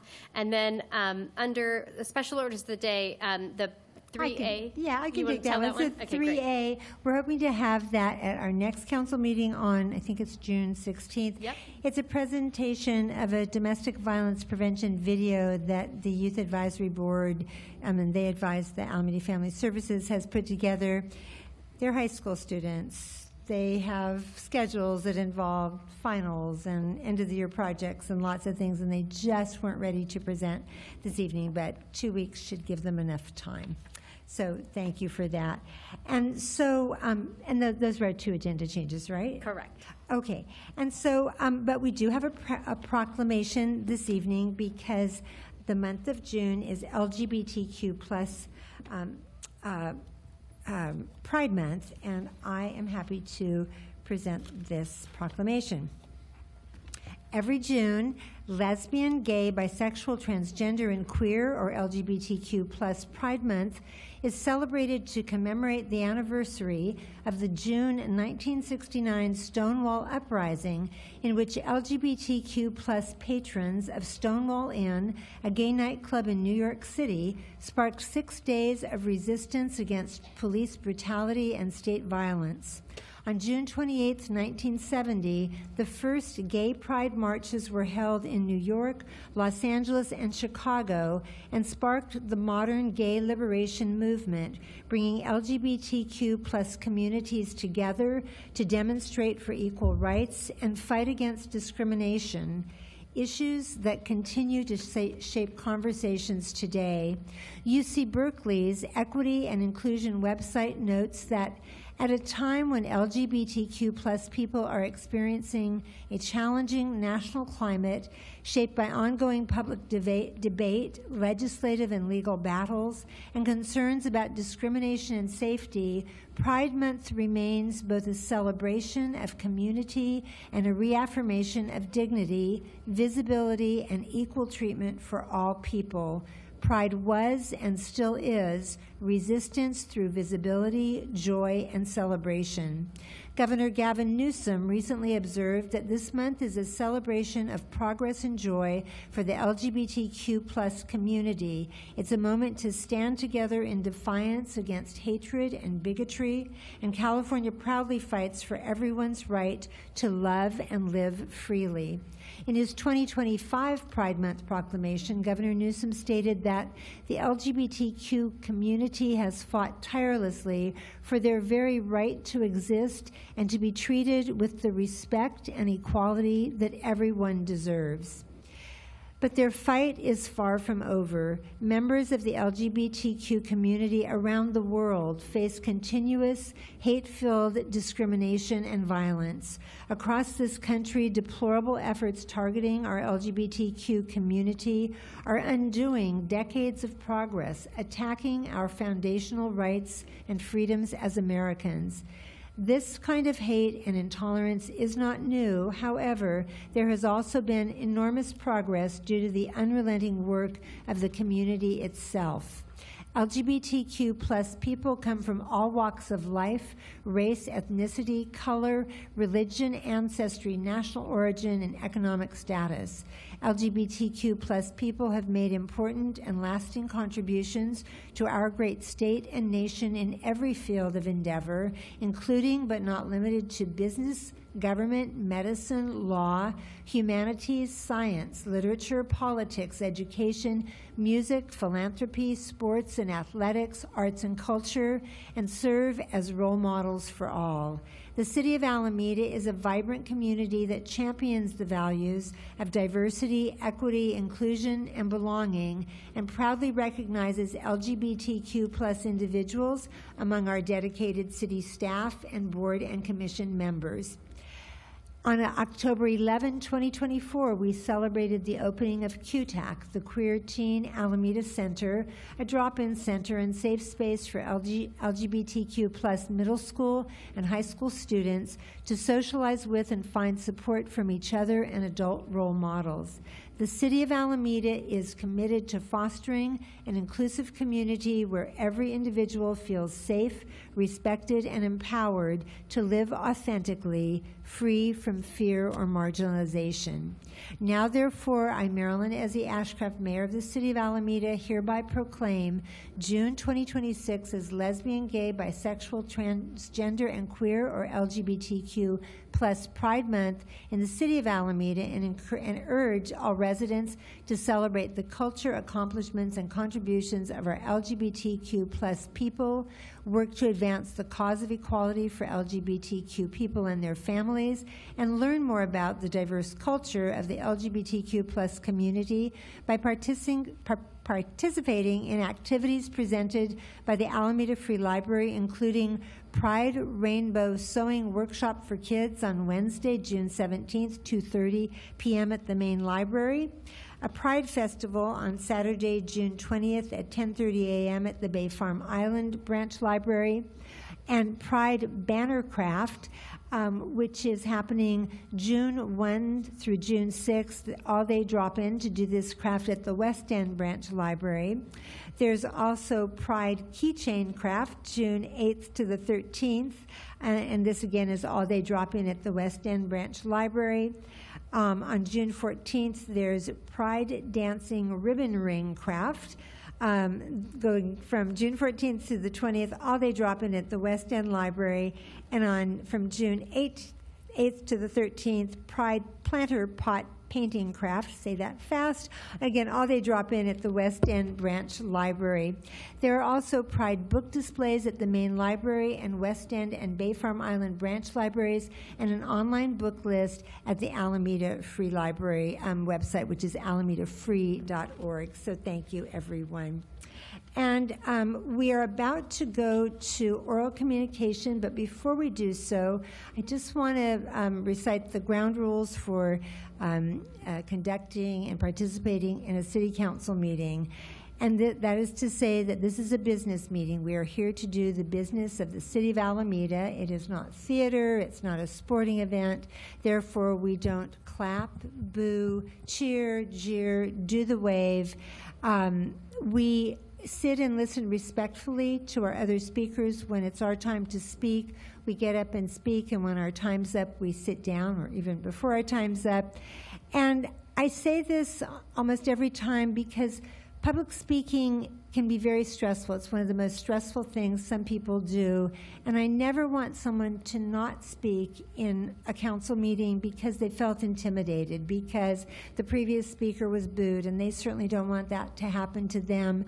So, and also because sometimes we have young people in the audience and we want to set a good civic example. A number of you are younger than me, but not young people like kids. However, they may be watching remotely, and we want to set that good civic example of what public engagement should look like. And we want to create a safe space to speak and to be listened to and to hear others who might not agree with your viewpoints. We treat people the way we'd like to be treated. If you have signs to hold, that's fine. That's your First Amendment right. I just ask that if you're sitting in the audience, unless you're in that last back row with the police chief, please don't hold them up over your head where they would block the views of the people behind you, because everybody wants to be able to see the speakers. And then I have to read this magic language from the California Penal Code for tonight's City Council meeting, which states California Penal Code Section 403 states it is a criminal offense for any person to, without authority of law, willfully disturb or break up any assembly or meeting that is not unlawful in its character, other than an assembly or meeting referred to in Penal Code Section 302 or Elections Code Section 18340. First violations will receive a warning, and continued violations will require additional action, which could involve police intervention. And so with that, Madam Clerk, we will move on to oral communication on non-agenda items over which the council has jurisdiction. It will take 15 minutes now, and when I finish talking, you can speak, but man, not before that, Councilmember Dayside. And so with regard to any item not on the agenda over which the council has jurisdiction, we'll take 15 minutes now at the top of the agenda, and there'll be another opportunity for speakers to comment under Section 9 at the end of the agenda. Yes, Councilmember You know, I just Dayside. wanted to slip in a quick comment on item 3B. It will be real quick, and the comment is this. You know what? Please save that for your council communications No, at but the it's end on the of agenda. proclamation. I know, and that is when we well, take council communications. yeah. Thank you so much for your courtesy and understanding. I do appreciate it. Madam Clerk, do we have oral communication? We do. We have two speakers, so they'll get 3 minutes each. First is James Golden, and then is Karen Kirschbaum. Welcome, Speaker Golden. And everybody, bring that microphone right to where you need it so we can hear you. Hi. Good evening, Madam Mayor and council people. I had a car accident on Saturday at Walnut and Clement at the Extra Space Storage. And while we were waiting for the police, the lady who lived in the house there came out and said they really need a stop sign there. And the policeman said, there's a council meeting on Tuesday, so I'm here. And I don't know if this is the place to talk about it or not, but since they put in the 2 bike lanes on Clement, when you come out of this Extra Space Storage, you cannot see traffic to the left, and that's what happened. A car apparently you have to look half a block down, and when the car enters there, then wait till it comes out so you can be sure there's nobody in there, which I did, but apparently somebody had turned from Elm Street, and so I pulled out right in front of him. It's my fault, but I've had 3 or 4 close calls there. I go there like once a week. Should have a stop sign or reduce the parking on that side, neither of which are going to be popular. But I'd like to that considered. Thank you so much for your comments. And does the clerk, do you have contact information for Mr. Golden, correct? Yes. Okay, excellent. Thank you. We've heard you. Thank you so much. And your dress Sunday was beautiful. Thank you. You were at the luncheon. Next speaker. Karen Kirschbaum. Welcome, Speaker Kirschbaum.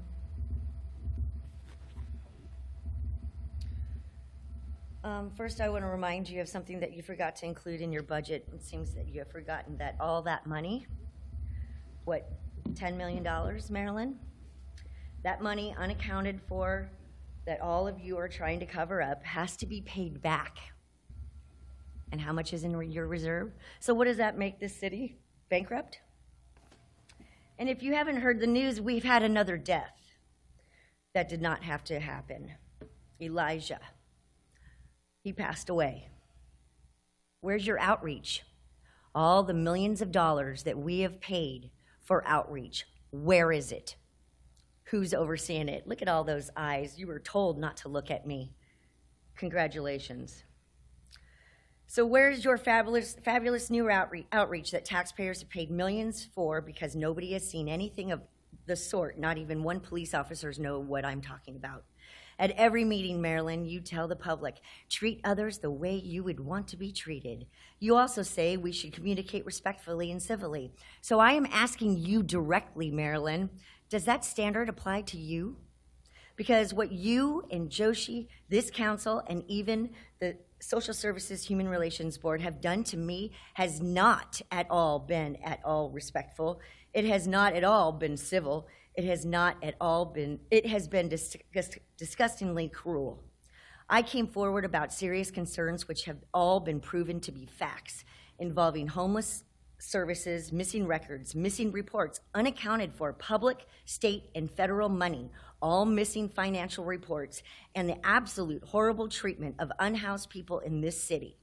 Instead of answering me and having one of those civil, respectful conversations that you speak of, Marilyn, instead of investigating, instead of doing your jobs, I was ignored, dismissed, publicly humiliated, labeled as mentally ill, defamed, and dragged down your never-ending rabbit hole of hell. Marilyn, your comments, or rather what you think is your litigation strategy about my mental health, were irresponsible, damaging, and public. They are all on video, on YouTube. They did not answer the evidence.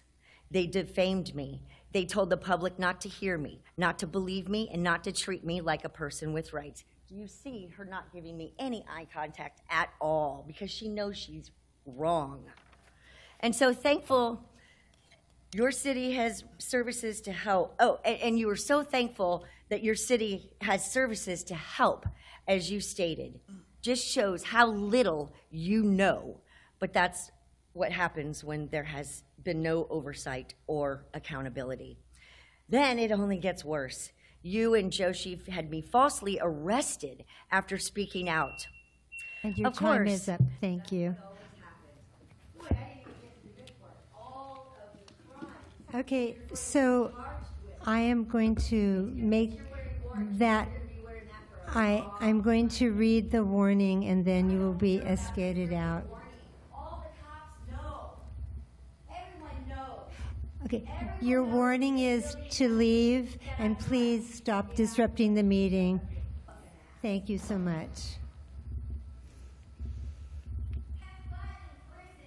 All right, and do we have another comment, public comment? Okay, well, with that, we will close oral communication non-agenda items, and we will move on to the consent calendar, and these are routine items approved by one motion unless council members remove items for discussion. Removed items will be called after the other non-pulled, or after the regular agenda item, and council members may speak for up to 3 minutes. You can ask questions about an item without pulling it, then you don't have to wait for it to come at the end of the regular agenda. And so, and we do have a hearing, a couple hearings that the clerk will help us with. But first off, any items the council wants to pull from the consent calendar? Seeing none. I just have a recusals to state. Yes, please do. Oh, thank you. On 5F, I would F as in recuse. Frank. Yes, I would recuse myself due to financial interest in commercial property in the Park Street Business District. And then on 5M, M as in Mary, recuse on the through investments have interests in Alameda rental properties. And that's the master fee resolution, so there's fees Right. involved in the rent program. Right. Okay. Yeah. Got it. Okay. So, but Councilmember can stay on the dais. He's just, or, Assuming there are no discussions or yeah, okay. of the We'll council, see. then We'll yes, see. we'll Okay. note to recuse. Stay tuned. Okay. So, okay. Any questions council has about any closed session, consent calendar items? Okay, Madam Clerk, would you like to make your hearings announcements, Yes, please? so now is the time for public comment on the two public hearings that are on the consent calendar. One is adoption of resolution amending the master fee resolution number 12191 to add and revise fees.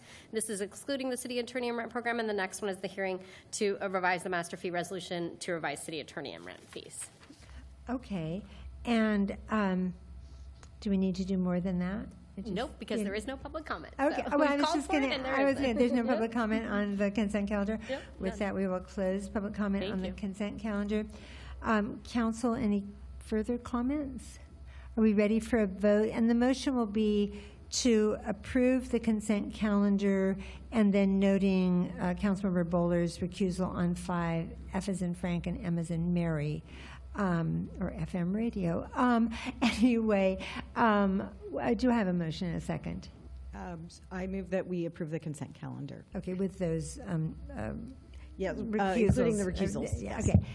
So we have a motion by Vice Mayor Pryor, seconded by Councilmember Daysog. All those in favor, please signify by stating aye. Aye. Aye. Okay, that passes unanimously. And so then I am looking, okay, we are coming up on 2 hours of meeting, and I always give us a break at 2 hours because it's a lot of work for staff to be doing what they're doing all this time, and we need to get them and move around. So even we're like a little shy of 2 hours into the meeting, we're going to take a break now and come back at 9:05. It's 8:54. Please come back at 9:05. Thank you. Okay.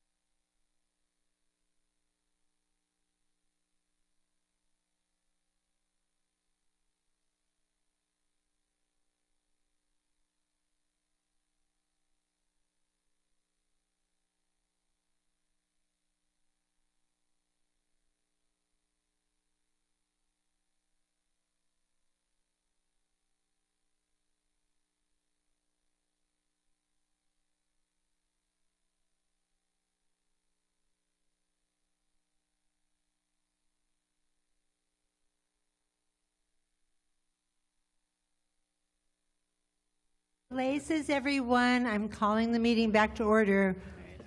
It's 9:06. Oh my gosh. Are we ready in the balcony? They're always ready in the balcony. Thank you. Okay, so Madam Clerk, where are we? We're at 7A. Yeah. We're at 7A. Look at that. Okay, so would you please introduce this item, and whoever with the walking wounded, please come forward. All right. Got it. Recommendation to approve the City Aquatic Center Parking Action Plan with a 50-space on-site parking lot, no paid parking, and prioritizing shared parking agreements, off-site employee parking, time-loaded parking, and incentives for alternate transportation.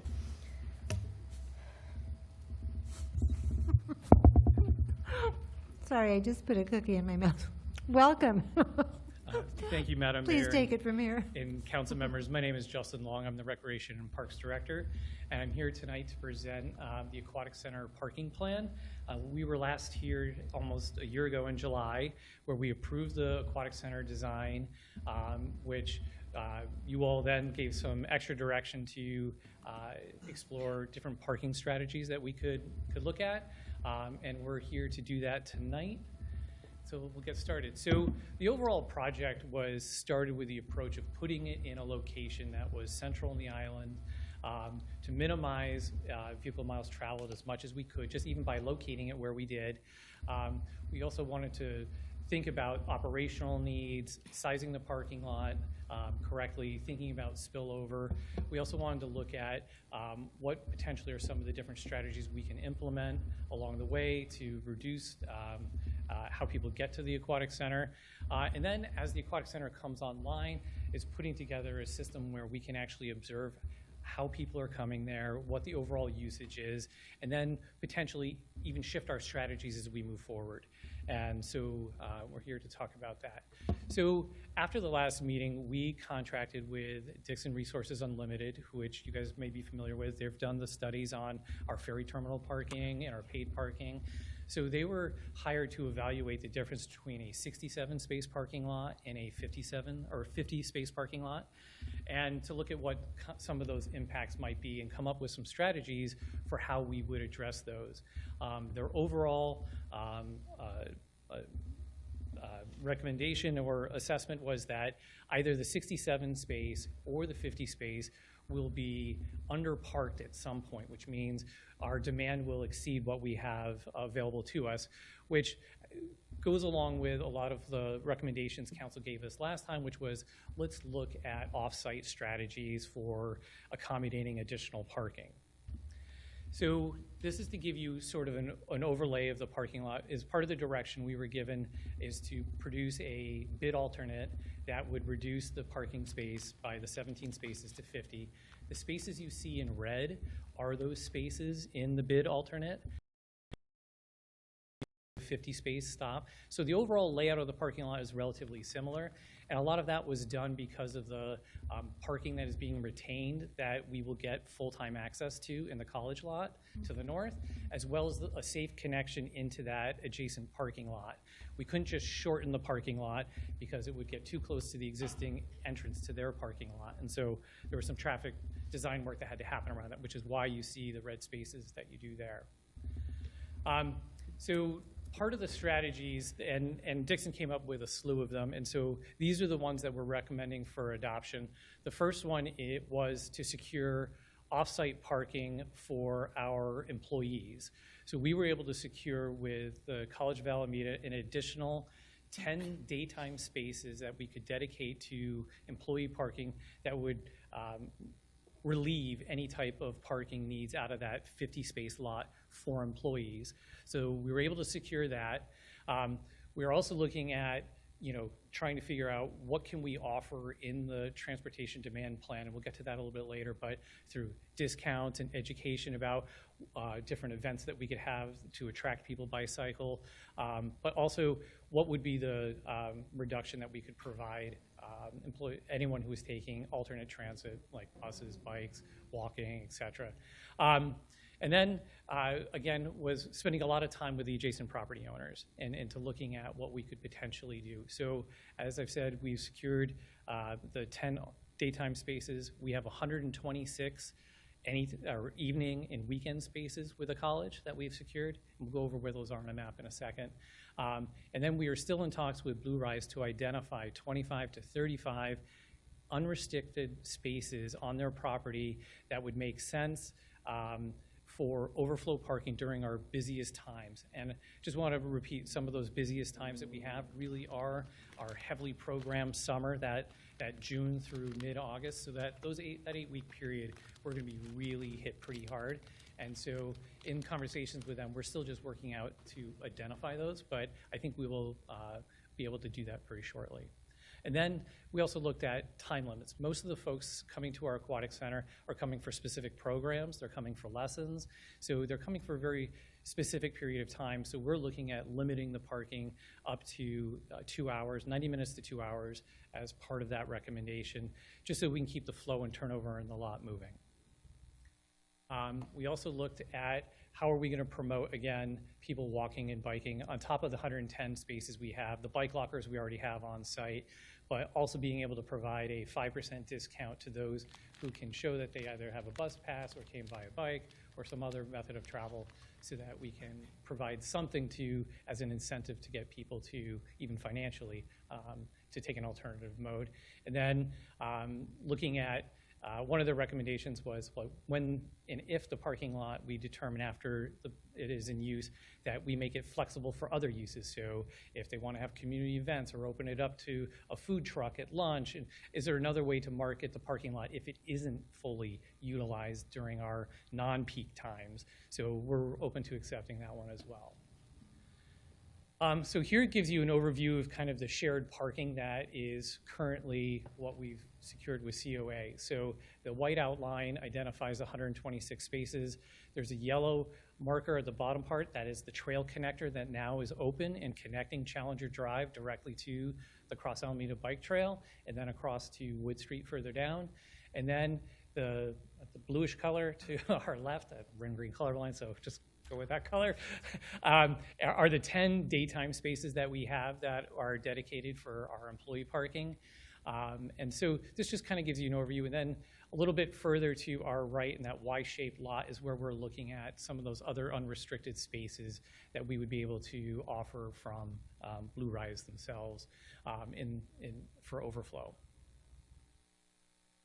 So again, getting back to some of the transportation demand management things that we have offered before, but we're actually adding a few things now. So by providing the 5% discount for the public transportation, we were going to host a series of bike events. We already partner with several of the bike events that we already have, like the one that took place at Ruby Bridges earlier this year. We'll continue to do so and to attract folks to the Aquatic Center that way. And then also, as part of the registration, people will be given information, be available how to get there through transportation, everything else like that. But also, as we know, we already implemented the bike improvements for the cross connectors. And then we've also put in a very large drop-off area in front of the Aquatic Center so that people can either drop off their kids, but also the community gardeners can actually drop off supplies there as well, and then go park after they've dropped those off and unloaded them. So there will be times when that's available to them for that. And then when it comes, Dixon also was hired to look at what would it take to implement paid parking. So they did a complete study about what it would take and the ability to do so. That we're going to reserve to a future option to see how the Aquatic Center is performing before we were to implement that. There's also some complexity around that with having shared parking agreements with our neighbors that don't have paid parking.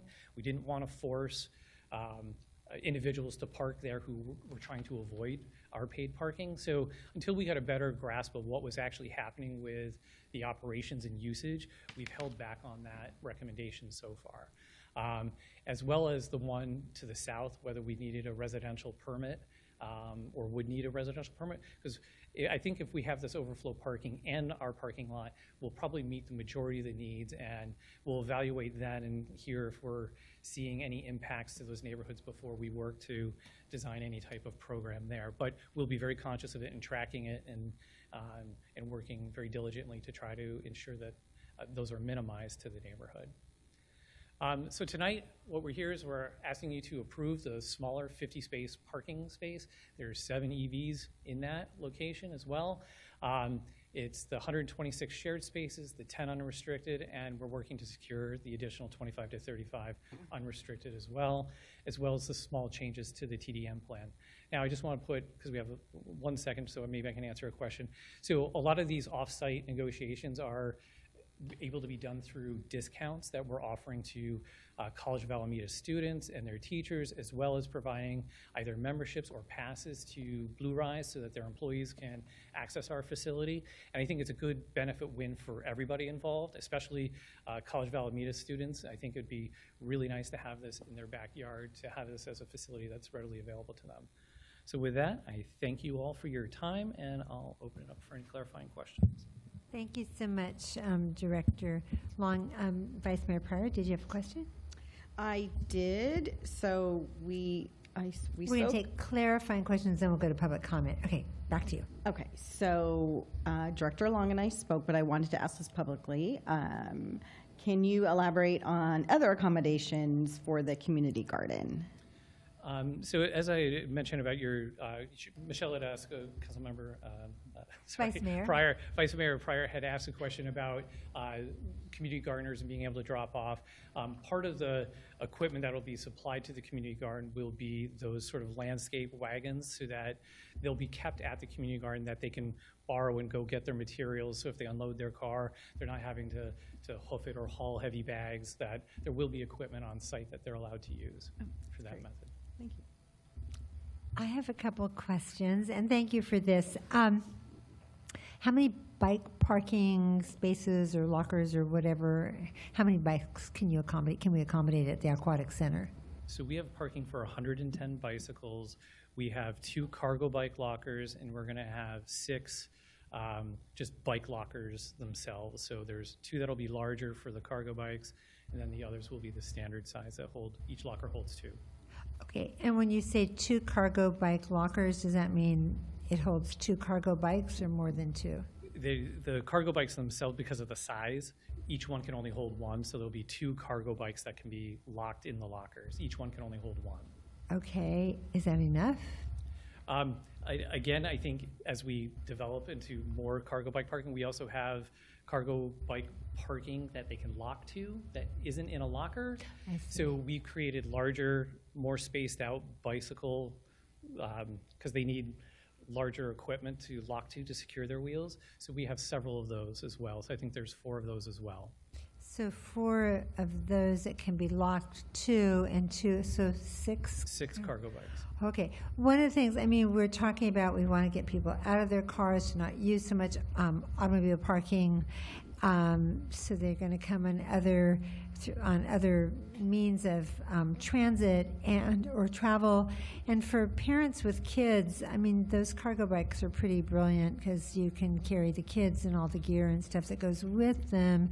And I would be worried that that might not be quite enough. But if you found there was more demand, would there be, could we add more cargo bike parking? So the good thing is the plaza in front of the Aquatic Center is relatively large, and we would have the ability to put them on the north side of the plaza if we had to put more in. Okay. So there is capacity to expand if we need it. Okay, that sounds great. And I have a question, and I guess it'll segue into discussion too. I'm concerned about the concept of the timed parking between 90 minutes and 2 hours, I guess it is. I certainly understand, like, some of my friends are these serious lap swimmers, and they are out there when it's still dark, and they get their laps in, and then they get ready and they head to work. But you know, summer is coming up, and next summer, hopefully, we'll have an aquatic center. Will we almost? And it's certainly something I did growing up in Alameda, just hanging out at the swim center. And so now, and I do realize that we're just talking about the amount of time you can park. So maybe some of the kids who just want to hang out will be getting there on their bikes or something. But, you know, for parents with little kids who didn't come on a cargo bike, it's hard to rush little kids. I once had small twins, and it was just, and if they're having a good time, so let's, I mean, what's the calculus that went into that time range? Sure. Thank you for the question, Madam Mayor. So what we looked at was the average duration of time slots that we have factored into our proposed programming. And so for, again, a lot of our lap swim are offered in 1 hour chunks. They're offered in, depending on when you show up, they're generally in 1 hour chunks. We looked at our swim lessons. Our swim lessons are offered in 30-minute windows. The bigger times where I think you're talking about when you're going to have more lounging are our family swim times. And those are scattered throughout the afternoon, early afternoons, as well as on Sundays and Saturdays when we're going to have a lot of overflow parking. And so the times when we're going to have those components where you're going to really want to have sort of the time to play in a lounge for more than an hour or two, that's going to be on the days when we have access to the overflow parking. So the time limits that we were really focusing on were the weekday targeted times where we know that between 3 and 6 and 6 to 10, we're going to be pretty busy. And so we're trying to guarantee a turnover in that. So that's what we were looking at. We're trying to look at the average times of programs that we're offering to pick that time frame. So are you saying that there will be, so if we have a limit, 90 minutes, 2 hours, whatever it is, what happens if you exceed it? Do you get a ticket? So, again, it comes down to enforcement. And again, we'll be working with the new parking staff from the budget. But a 2 hour limit would require parking enforcement to come periodically through the lot to check. I think it's, with the license plate readers, it's how they measure other 2 hour time limits and things like that when you're parked along Santa Clara, for example, in a non-metered space. I know this just because of outside my office building. I see the traffic cops coming by periodically and writing tickets for even the 30-minute window ones. So again, I think, I don't think it'll be a heavily enforced activity, but that would be the only way you would enforce it. But then would you have a different enforcement or none at all on the weekends? Well, I think what I'm trying to get at is the time limit would happen, but there's enough parking where there won't be time limits, because I can't dictate a parking time limit on the private property. So at least in the conversations I've had with them, they don't want me to do that. So there'll be signage that makes it clear that there's parking limits and you could get a ticket if you exceed your time in the lot at the Aquatic Center, but no limits except when you're allowed to park there, I guess, on the other. Okay, and then, yes. I'm sorry, may I add Assistant to City that Manager. a little bit? Yeah, please. The time limit's also kind of like all the TDM and other and paid parking. There's going to be a period of time where Director Long and his staff will be assessing, and so that's certainly something that he can be reviewing. They could even look at we'll call it 2 hour time limitation only during certain time periods, right? So maybe it's not on weekends, or maybe it's not during, so that's something that they can be assessing, and they can always change, and maybe it gets pushed to 3 hours if it becomes an issue, if they're hearing a lot of complaints. So it's something they can certainly be evaluating. I will note for the record that Assistant City Manager Wooldridge and Vice Mayor Pryor are going to attend next week's Alameda County Mayor's Conference. I'll be in Washington, D.C., but Vice Mayor is going to stand in for me, and the Assistant City Manager is going to go too, and it's going to be held at the Aquatic Center in Piedmont. So ask lots of questions about, and of course, Piedmont, they have no parking, so they must have some parking policy, Uber or something, I don't know. And then there is a passage in the staff report that talks about during non-peak hours, people who are there for like park use or events or something could park, but how would you know, like during the week, which car has a swim team person versus someone just using the park for the park? It would be very difficult to determine if there's someone there just for the Aquatic Center, which is why the whole parking lot would have the 2 hour limit, not just people who are swimming or people who are coming to the park. Okay. So it would have to be the whole parking lot. Okay. That's all my questions. Other council questions? Councilmember Jensen. With regard to, I have a couple questions about the use of the parking at the College of Alameda. You showed in one slide there's a spot where the Cross Alameda Trail where there's access right now, existing access to that parking lot. And will that be retained, and is that going to be the main access for clients and people who attend the Aquatic Center? So, Councilmember Jensen, so that connection will remain. It was just installed. There is parking on either side of that. There's a protected crosswalk that is there. So that will maintain. That is not the primary entrance to the Aquatic Center. That is a secondary entrance to the park. The primary entrance will be along Atlantic to the west of the parking lot and if I can pull up the slide. Oops. I can maybe talk through it here. So the main entrance is to your left off of Atlantic. This area with this large tree to our left right there is the entrance plaza. To the south of that's the entrance plaza, but that is your main driveway into the parking lot. For the shared parking, the road connection on our top, sorry, my bad. On the top there is to the right by the 67 up there. That's the entrance into the College of Alameda parking. So there will be access along that way in through our parking lot as a shared space. And then to the right of the last point is where the community garden is anticipated to be? The community garden is actually to the south on the other side of where the City of Alameda's name is at the bottom of the slide. Okay. It'll be on that side down there, on the southern side of the cross trail. Thank you. And thank you. So with regard to the parking with the College of Alameda, do you anticipate a lease agreement or a memorandum of understanding, or how will that be facilitated, and how will we be confident that it'll remain So we're looking at entering a license agreement with them for the spaces, as well as with Blue Rise Ventures.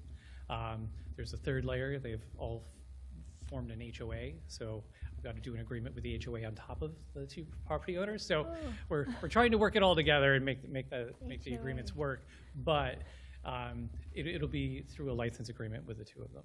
Is there going to be a cost for that? The cost is right now being shared as the discount that's being offered. We're still working out the details around long-term maintenance and striping, and would we contribute to any of that? And so we're working out those details currently. Thank you. Other clarifying questions? Councilmember Bowler? Thank you. Thank you, Director Long, for your hard work on this and your report. Just thinking about the Dixon's report, that's basically their recommendation was for 67 spaces, but it sounds like the delta between the 50 and 67 is actually decreased. Is that true in your opinion? Because you've got now 10 unrestricted spaces, right? That is correct. So the delta has narrowed to that from what we were going to have dedicated in our own lot to only 7 spaces. And I think with the overflow with Blue Rise, I think we can accommodate that. So it would be the equivalent of what we had proposed on our own property. And who do you anticipate using the 10 spaces? So the 10 spaces we are anticipating to be our employees, whether they are full-time or part-time, because those individuals would traditionally probably park in the easiest possible location, which would be our own parking lot. And so what that does is it frees up spaces for the public to activate those spaces by pulling the employees out of there. Okay. And it sounds too like, in your presentation, it sounds like you had some pretty high level confidence on getting the 25 to 35 additional spaces at the Marina Village, the office park, right? And you said there's a timeline maybe within a month or so? So I would say probably within the next 60 days, we can work out all the little details between all the 3 parties. What we were doing was trying to identify what is reasonable considering how far away someone would have to walk, and trying to identify those spaces and how we would sign them and everything else. So we'll work out those details probably in the next 60 days. So what does that look like? Is it going to be a pretty reasonable distance to walk? Is it going to be manageable? How would you decide who goes there, that type of thing? Well, during our peak times, if we're having to activate those other anytime spaces, at any given point in the summertime, we might have upwards of 20 to 25 employees at a time. And we would require that all of our employees park furthest away first, and then leaving as many closer spaces available to the public. So as we can start monitoring the daily usage and be more predictive about what we're going to see, we'll be able to assign employees those further spaces so that we can minimize impact to the general public. Yeah, because it seems like with the Dixon plan or recommendation that the peak periods were definitely going to cause issues, and so that recommendation was leaning towards 67. But if you get to these significant additional unrestricted spaces that are basically guaranteed for use, it really changes the equation that the consultant looked at, right? It does, and that's why one of their main recommendations was to try to secure off-site parking as much as we could through agreements or license agreements, was what we're actively pursuing. So if we, for example, were to say, hey, let's say the city council approved the staff recommendation, but with the additional requirement that we get at least 25 additional unrestricted spaces, would you be comfortable with that? You think there's a good chance of success? I think there's a good chance of success, and I was also talking to our attorneys earlier. Your base bid includes the 67 spaces. So moving forward, even if at a later date we told the contractor we only want to go with the 50, you've already paid for the 67, so there's no additional charge. They actually, in the bidding process, only issued a $1 credit for the reduction of the 17 spaces. So at that point, you're protected in any direction once we award the contract. So I am confident we'll get the spaces from the business park. Yeah, and I'm kind of reading between the lines, like if the council, for example, said, like, look, if it doesn't look like we're going to get the 25 to 35 spaces, we want it to come back. That's kind of what you're saying. It sounds like we would be able to come back and re-examine this. Well, what I'm saying is that staff would have the ability, with the 67 that you've already approved, that or at least that are in the contract for the pool, you have the ability to be flexible, is what I'm saying. Yeah. And there's other ways to be flexible going forward too, right? For example, paid parking is something that your presentation indicated could be considered in the future. What is your assessment of the pros and cons of that? Because there is, I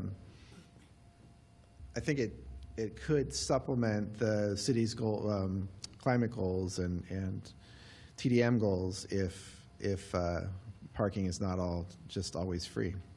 So we evaluated that, and we looked very closely at the recommendation. And yes, paid parking is something that they believe the facility, if it were implemented, would cover its own costs, if not generate slight bits of income after the cost of additional staffing, as we've just heard as part of the budget. But I do think that as we have explored these off-site parking, the cons to it is potentially pushing non-paying customers onto private property, because we have paid parking on ours, we have joint lots, joint access, and people parking in their lot in times when they're not supposed to. So we wanted to take the time to evaluate that operation before we implement that, to see how the overflow is working, how people are utilizing it prior to us implementing paid parking in the future. But it is a valid point that we could potentially do that in the future, but I think we want to evaluate once the aquatic center is open and functioning. And I know there was also conversation last time, and it was referenced in the report about other technology that could potentially be used to essentially create an adaptive parking program where certain spaces are shifting based on requirements and time and needs for, there's going to be a wide range of users that we want to accommodate. So is that also something in the future, if we needed more flexibility, we could examine? Yes, Councilmember Bowler, I think all of that will come with that same type of technology that you put in, that's actually monitoring how many people are in the spaces at a time. From what my review of the software allows you to do is to do dynamic pricing at times. once you start collecting the data, those systems allow you to start doing that. So during peak times, you can charge more versus charging less to try to control people's actions of how they operate and how they get to the facility. So all that comes part of that tech package. And what are the department's vision in terms of the user experience coming in, checking in for the center? And is there a possibility of having that process kind of poll people, see how they got there, encourage them, give them handouts? Here's another way to come, that type of thing. Create carpool opportunities. Do you know? Yeah. So as part of the user experience, we're looking at our reservation software so when you either reserve online, whether you buy a 10-pack for swimming, or if you just want to pay per use as you go in, we're going to have a short survey as part of that allows them to check, how did you get to the pool, how long do you plan on staying, just so we start collecting that information from folks at the time of entrance, and to try to get a better idea. And then what we're going to implement is staff will periodically go out at peak times during the day, during what we think are our peak times, to evaluate how full is the parking lot, just so we can get a better idea of what is actually happening, and so that we can actually start building up a regular information base so that we can actually make educated decisions on about, what times are we the busiest, when do we need to alter strategy on the parking, and where we go from there. Yeah, and just to kind of sum up, it sounds like at first when you look at this, it seems like there's a conflict between the parking consultant's plan and recommendation and what the staff report recommendation was, and yet there's certain assumptions that went into the plan that can change over time, and you've already identified additional off-site, potentially unrestricted spots that could be numbered in the range of 25 to 35 on top of 10 that you've already secured. So is it fair to say that you believe that you're setting yourself up for potentially more flexibility than even what the Dixon plan was recommending? I believe we're setting ourselves up for a good amount of flexibility, because the Dixon plan did not account for those additional spaces or having secured just as much as we have. And so I think, for us to try to second guess their choices, what they were, when I spoke with them, set up their study, it was about trying to figure out, what are the maximums, where are we looking at, and how do we create the best flexible space that we can. And in their professional opinion, the 67 space was the most flexible because it was the largest. So, then looking at the 50 and trying to look at these other secured spaces, they weren't anticipating even getting additional on top of that. And so this is additive and gives us a lot more flexibility, I believe. Okay, thank you so much. Other clarifying questions? Yeah. Councilmember Desag. Okay, thank you. So on page 9 of 9, there's bullet points on different supplemental parking scenarios. So just a quick questions. On the 126 shared parking spaces in Marina Village with College of Alameda, are you negotiating with Marina Village, whosoever owns that whole property, or are you negotiating with College of Alameda? So 860 Atlantic is owned by the Peralta College District. So the 126 and 10 are solely owned by the Peralta College District. Okay. On that, are they envisioning charging some kind of lease, rent? How does that work? They're not looking at charging us any rent. In my conversations with the chancellor as well as the college president, we're going to be offering discounts to the students and faculty of the Peralta College District to come utilize our facility since they're such close neighbors. Okay. And so far, is there any preliminary indication as to how long the license or the lease will be? Our initial proposal is for 5 years and with terms to extend. So they could change their mind at the end of 5 years? Potentially, but hopefully as a good neighbor, we'll try to make sure that doesn't happen. Okay. Now, is the 10 unrestricted off-site spaces, is that within the 126 or is that separate? Right now, it is identified within the 126. Okay, all right. And the 25 to 35 unrestricted off-site, is that separate from the 126? That is separate from the 126. And is that also subject to some kind of lease arrangement? Are we going to pay rent on that? It'll be a license agreement with Blue Rise Ventures. And again, what we're going to be offering is we're working it out, the details with them on whether we give them 30 membership passes and they hand them out to their tenants to come to the facility. We're trying to figure out what's the simplest for them to implement because they have a lot of tenants. So they want to try to distribute it evenly. Okay, and again, is there any indication as to the time in which you're discussing at least the initial terms of the lease? Again, what period of I'm years? aiming for them to be 5 years so they'll operate on the same time frame as we go to renew. I see. Now, even if we did 67, would it be correct to say that we'd still have to make some kind of arrangement with regard to any of those 3 bullet points, 126 shared parking, 10 unrestricted, 25 to 35 unrestricted offsite? Would that? So according to the Dixon study, even the 67 space parking lot without overflow parking will be subject to we won't meet the demand of what's necessary during certain times. Mm-hmm. So we will still want to have a shared parking agreement. I see. Okay. Great. Well, thank you. Appreciate that. Okay, seeing no other clarifying questions from council, Madam Clerk, do we have public comment? We do. We have 2 in person. They'll get 3 minutes each. The first is Mitch Ball, and the second is Denise Trepanier. Okay, and do we have any that are online? Okay. No.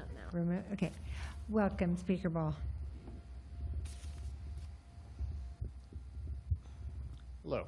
I'm happy that we've been able to reduce the number of parking spaces to 50, but I'm disappointed that staff are not considering paid parking or residential parking permits at this time. Additionally, as someone who does chemical transport and techno-economic modeling for a living, I believe I'm qualified to criticize the parking model produced by Fair and Peers and criticize Dixon Resource Unlimited for choosing to treat it as legitimate in further analysis.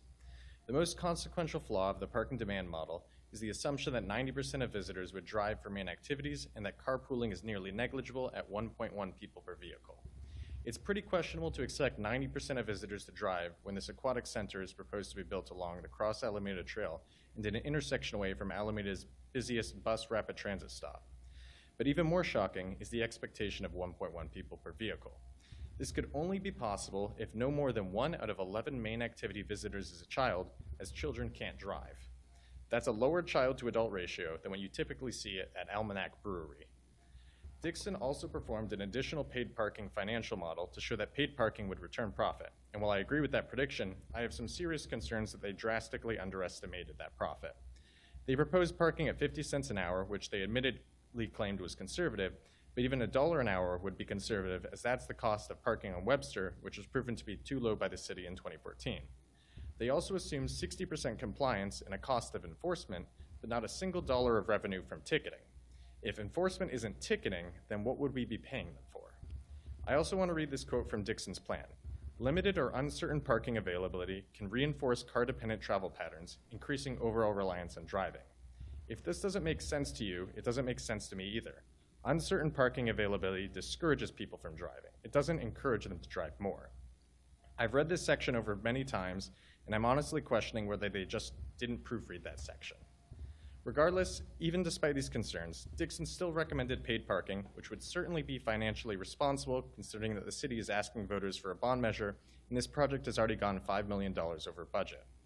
I understand the concerns about spillover into nearby neighborhoods, but as I mentioned in an earlier item, there are already illegally parked cars sitting there every day, and a residential parking program, like Dixon recommended, would be good not only for this neighborhood, but also the many others that are already constrained by non-resident parking. Lastly, there has to be a better arrangement of the 50 parking spots. The proposed 17 to remove from 67 don't give us the benefit of useful parkland, but instead create a weird patch of grass near a fence cornered in by a wide asphalt path. Perhaps the southeast corner can be removed and the eastern side of the driving loop brought westwards. In summary, it is unlikely that parking demand will exceed on-site capacity, but we can ensure it doesn't if the recommendations for paid parking and residential parking permits are taken. Thank you. Thank you. Our next speaker. Denise Trepanier. Welcome, Speaker Trepanier. Thank you, Mayor and council members, again for hearing. On behalf of Bike Walk Alameda, we're really grateful that staff took the time to work with the neighboring business park and College of Alameda to secure existing dedicated parking. We're also really pleased that with the additional work they've done, they've basically cut the size of the lot in half from what was initially proposed. We would still like to see this smaller, of course, and we believe we should be further unbundling the cost of parking from the cost of using the pool. People who don't arrive by car should not have to pay for those who drive, which is what will happen if we continue to give away free parking. As I mentioned in our earlier comments on the budget item, we need to stop subsidizing parking, encouraging additional VMT, and leaving revenue on the table. While we're excited that staff will continue to explore paid parking for this facility, we do want to thank staff, the College of Alameda, and Blue Rise for the creative solution to preserve our very precious open space and encourage you to approve staff's recommendation. I would like to personally make one comment, not on behalf of Bike Walk Alameda. I want to speak as a homeowner on Eagle Avenue, immediately south of Gene Sweeney Park, near the Parrot Village. I just want to be really clear that when it comes to the concern about overflow parking in our neighborhood, we would much rather have an open space than a parking lot in our backyard.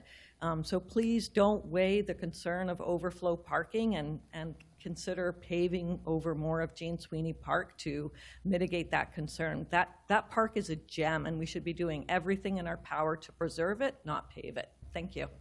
Thank you. And was that our last speaker? Okay, with that, we will close public comment. I just want to say thank you to staff for bringing this to us.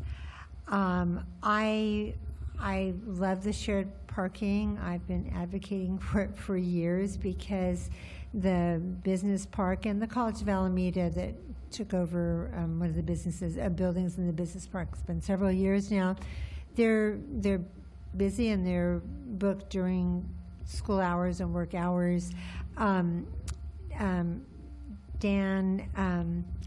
Rise Ventures general manager, whose name I just went blank on, but they hosted us for a council retreat a couple months ago, and they're great community partners. They provide great amenities to their tenants, so I think you're going to cement that deal. And I agree with the last speaker that we should not be adding more paved parking space. We need to, we don't need more pavement. We need permeable surfaces, and it's part of keeping our island cooler. And so I think these are great solutions, and I think time will tell about the parking, whether it should be paid, but that's what we can do our observations on.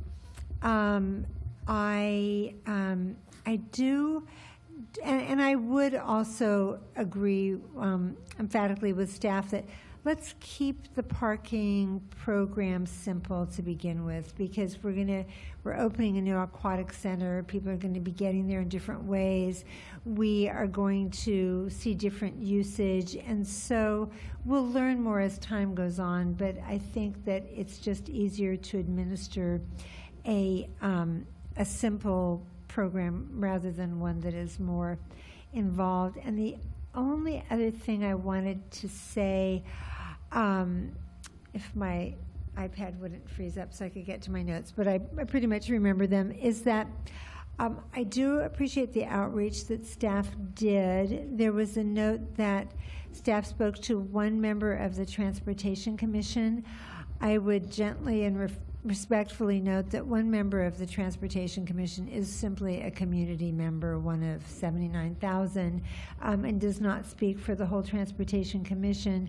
But I do also want to encourage staff to make good use of our appointed boards and commissions. They are smart, diligent, hardworking, and we recently had a little hiccup with the use of Little John Park for expanded Little League. games that is being worked out, and it's coming to the Transportation Commission or Recreation Parks Commission, I want to say, but it should have started there. And so on this one, this has to do with transportation issues. I do wonder why it didn't come to the Transportation Commission, because again, it's been almost a year since this item came before the City Council last time. That was plenty of time to schedule a meeting before one of our public bodies. So I would just implore going forward, staff, please make use of our very talented, hardworking, diligent boards and commissions, because you get great public participation when it's a public hearing, we maximize transparency, and you get great feedback. So with that, I'm ready to support the staff's recommendation, but let's hear from others. Want to start, Vice Mayor? Sure, yeah.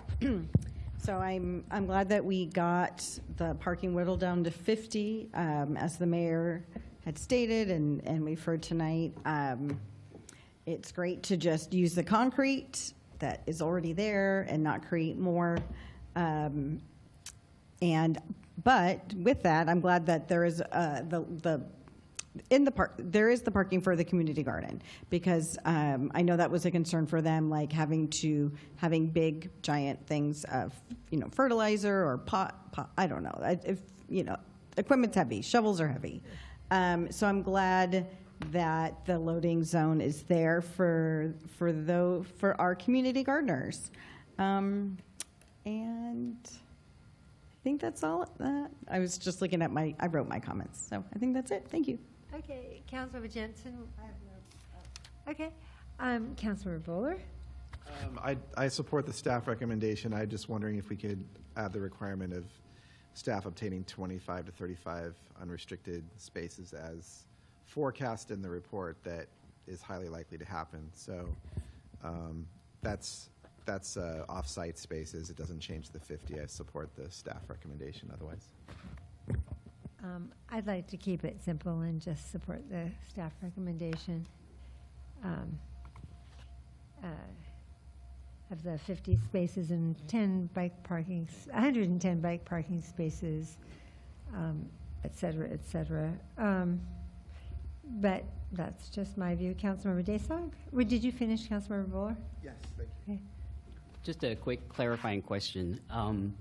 The pavement surface area that we contemplate covering is it correct to say it's wide enough to accommodate 67 spaces, but per staff's recommendation, only 50 spaces will be painted? Is that correct? That's incorrect. The spaces that were highlighted in red just will not be paved at all. Will not be paved at all. So it'll all be vegetated instead of paved.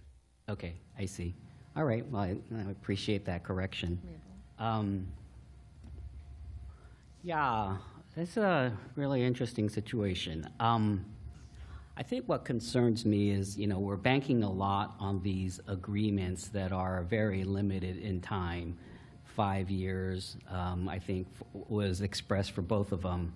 And you just never know. Maybe at some point in time, the College of Alameda might find that it has to sell its real estate, or even the Blue Rise Ventures. Perhaps they also, if they own their site, might have to sell their space. So things change.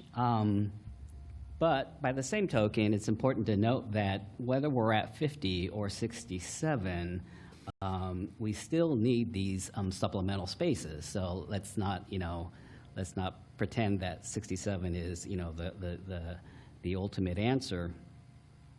But what the analysis presented by Dixon, it's hard to avoid.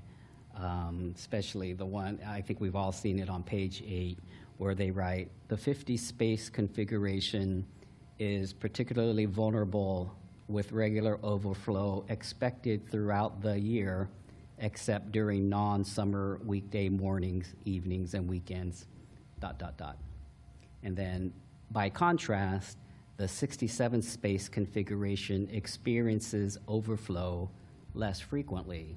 So it will experience overflow, but it experiences overflow less frequently with greater availability during non-summer weekday midday periods and summer weekday morning periods.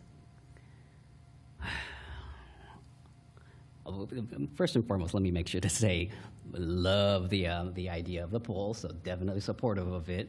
But I think we're banking a little too much on these license agreements with these two entities. It is interesting, though, how the emphasis on license, because within ourselves, when we talk about license, we oftentimes refer to license giving us as the master, as the owner of the property at Alameda Point. We talk about licenses as opposed to leases in a way that, because licenses seem to give us greater flexibility. But in this case, though, we would be the licensee. And it worries me that things can change. But like I said, whether it's 50 configuration or 67 configuration, we still need, whether it's licenses or some other kind of instrument, for supplemental spaces. I love the poll. Can't wait to see it happen. But I'm going to go with 67. I think, as it was written in the analysis, the 67 space configuration experiences overflow less frequently with greater availability during non-summer weekday, midday periods, et cetera. And I do want to make sure to add, hopefully a lot of people will ride their bikes and perhaps even walk to the swimming pool, but the comparison to Piedmont really doesn't work, because, as we all know, Piedmont is all of 1.7 square miles. So people probably live at most 3/4 of a mile away. I mean, I'm not quite sure exactly where on Magnolia Avenue the Aquatic Center is, but that's 1.7. Piedmont is 1.7 square miles, whereas Alameda is what, 12 square miles of actual land? So I think, given the distances that people require, we do need space for people who are going to drive, particularly from the east end of town. So anyways, I guess I said my piece. Thank you. And to be clear, Councilmember Daysog, that was kind of tongue-in-cheek. Of course, we're not Piedmont, but it is also an all-electric pool, as we are doing, and it's got a really nice layout. So I'm just saying that Assistant City Manager Woldrich and Vice Mayor Pryor will get to see it now that it's finished. I just want to make sure to say once more, whatever decision I make tonight, it's just about the parking. Love the pool. Yeah. Great asset for the west end of Alameda. And to your concern that, a business might sell or whatever, there are a number of businesses in the business park, and I think any number of them would be happy to do a shared parking agreement. I think some things you can take on faith. Dan Paritsky is the manager of the Blue Rise Ventures, and I just think that it's a really inspired idea and keeps us from paving more surface. Do we have a motion and a second? I move that we accept the recommendation for, I'm sorry, I'm trying to figure out how to word this. Do you want to just read from the first paragraph? Yes.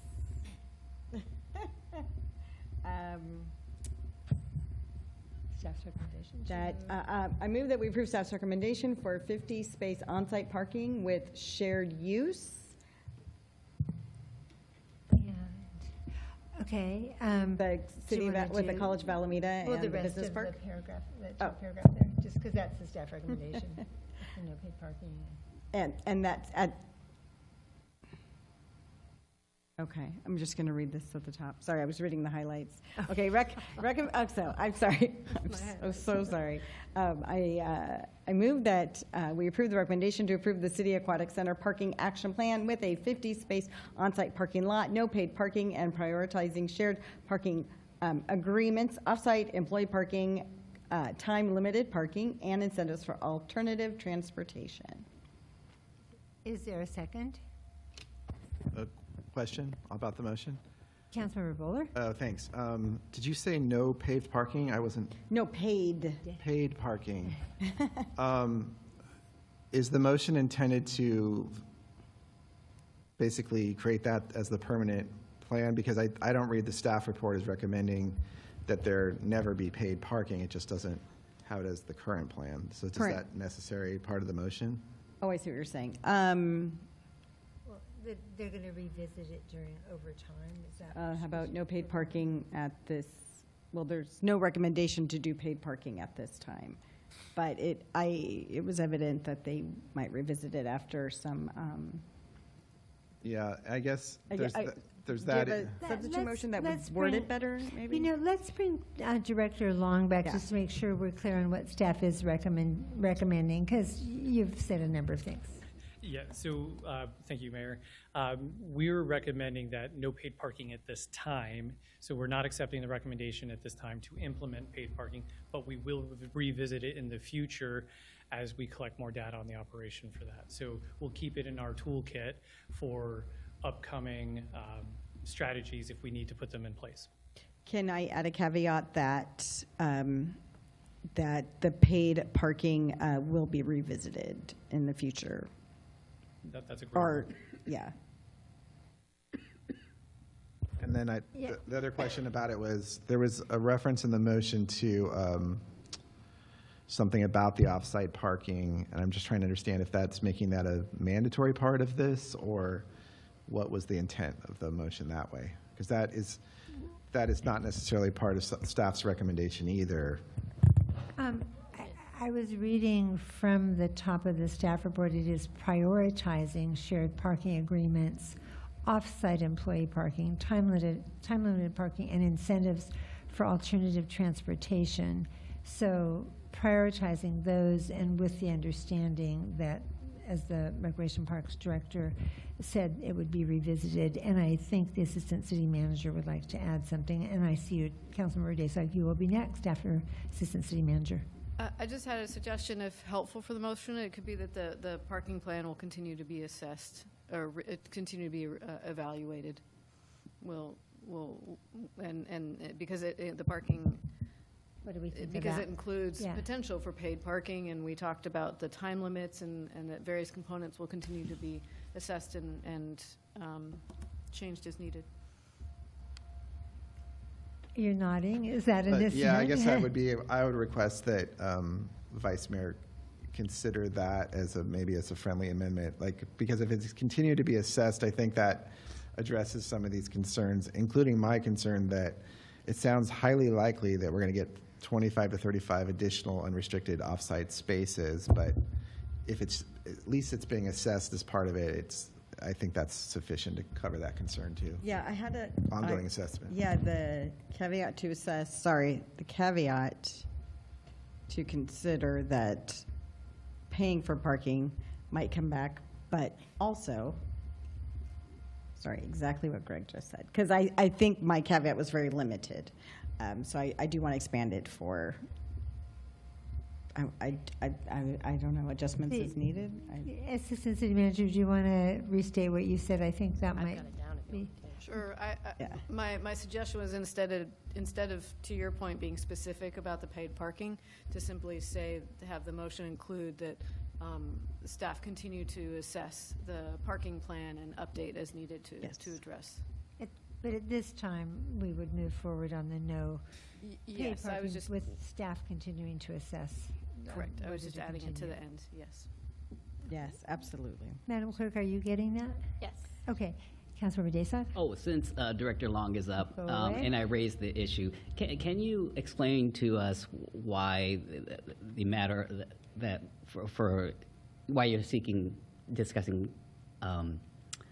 instead of leases you've been having discussions regarding licenses. Why the difference? So in my conversations with both property owners, Councilmember Daysog, is their recommendation that we enter into a license, or is their preference that we enter into a license agreement? We can propose the other, but I've been trying to keep fees low and trying to keep costs to the city low. And so I've been working with them on these license agreements as a method of doing that. There's some conversation about differences. We can look at that, but license agreements seem to have been what I've entered in with Blue Rise before, as well as COA. A question for legal staff. Is there anything substantive, any substantive difference that sticks out between a license versus a lease? Councilmember, there could be many, but in this case, because we are trying to obtain parking space and not, for example, build buildings or erect permanent structures, I think Director Long's recommendation of a license seems appropriate. Well, thank you. I appreciate both of you. Okay, so I think we have a motion that's been amended. Do we have a second? Councilmember Bowler seconds. Any further question or discussion? Seeing none. It's been moved by Vice Mayor Pryor, seconded by Councilmember Bowler. All those in favor, please signify by stating aye. Aye. Any opposed? Any abstentions? One opposed on the parking plan. Well, it's on the whole thing, my friend. All right, that motion passes on a vote of 4-1 with Councilmember Daysog voting no.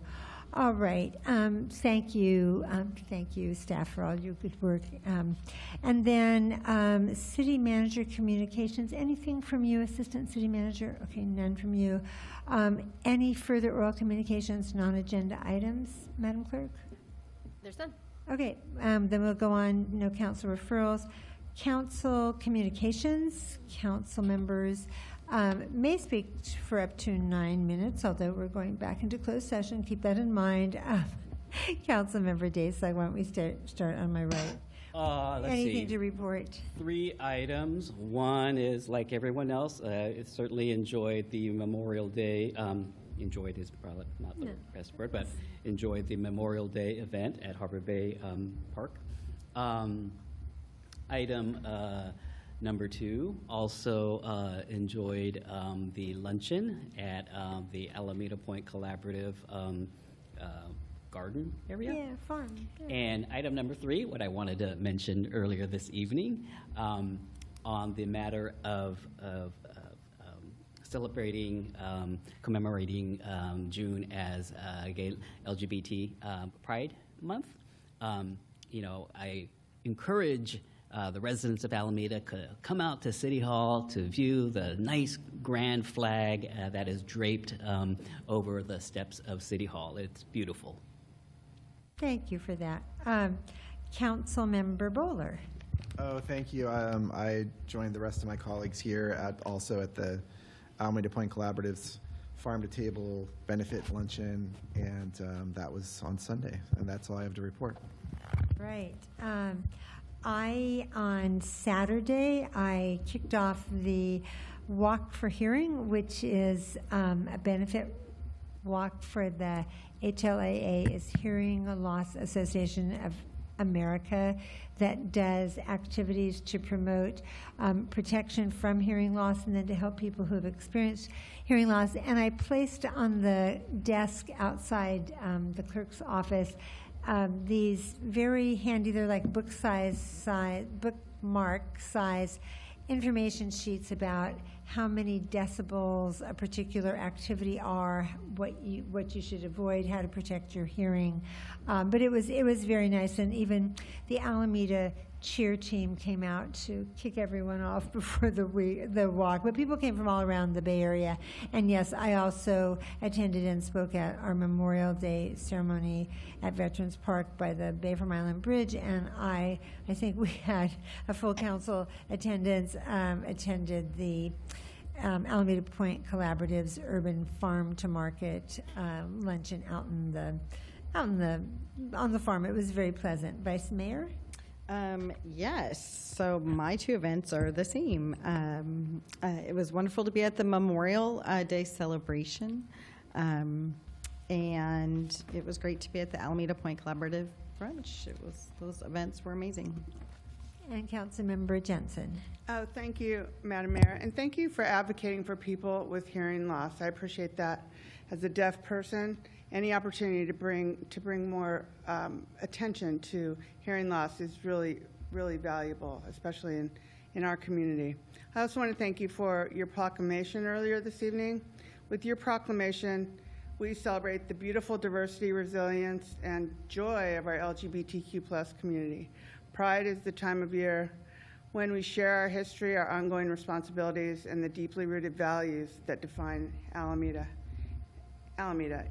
When we raise the pride flag, we aren't just putting up a symbol, we are reaffirming that Alameda is a place where everyone can live authentically, love openly, and feel safe, seen, and valued. For me, this commitment isn't new. It's a foundational part of my public service to this island. One of my biggest struggles and greatest successes happened during my tenure on the Alameda Board of Education when I led the community to adopt one of the nation's first elementary school curricula specifically designed to teach students about all types of families. By integrating those lessons into our schools, we address bullying against LGBTQ+ students, families, and teachers.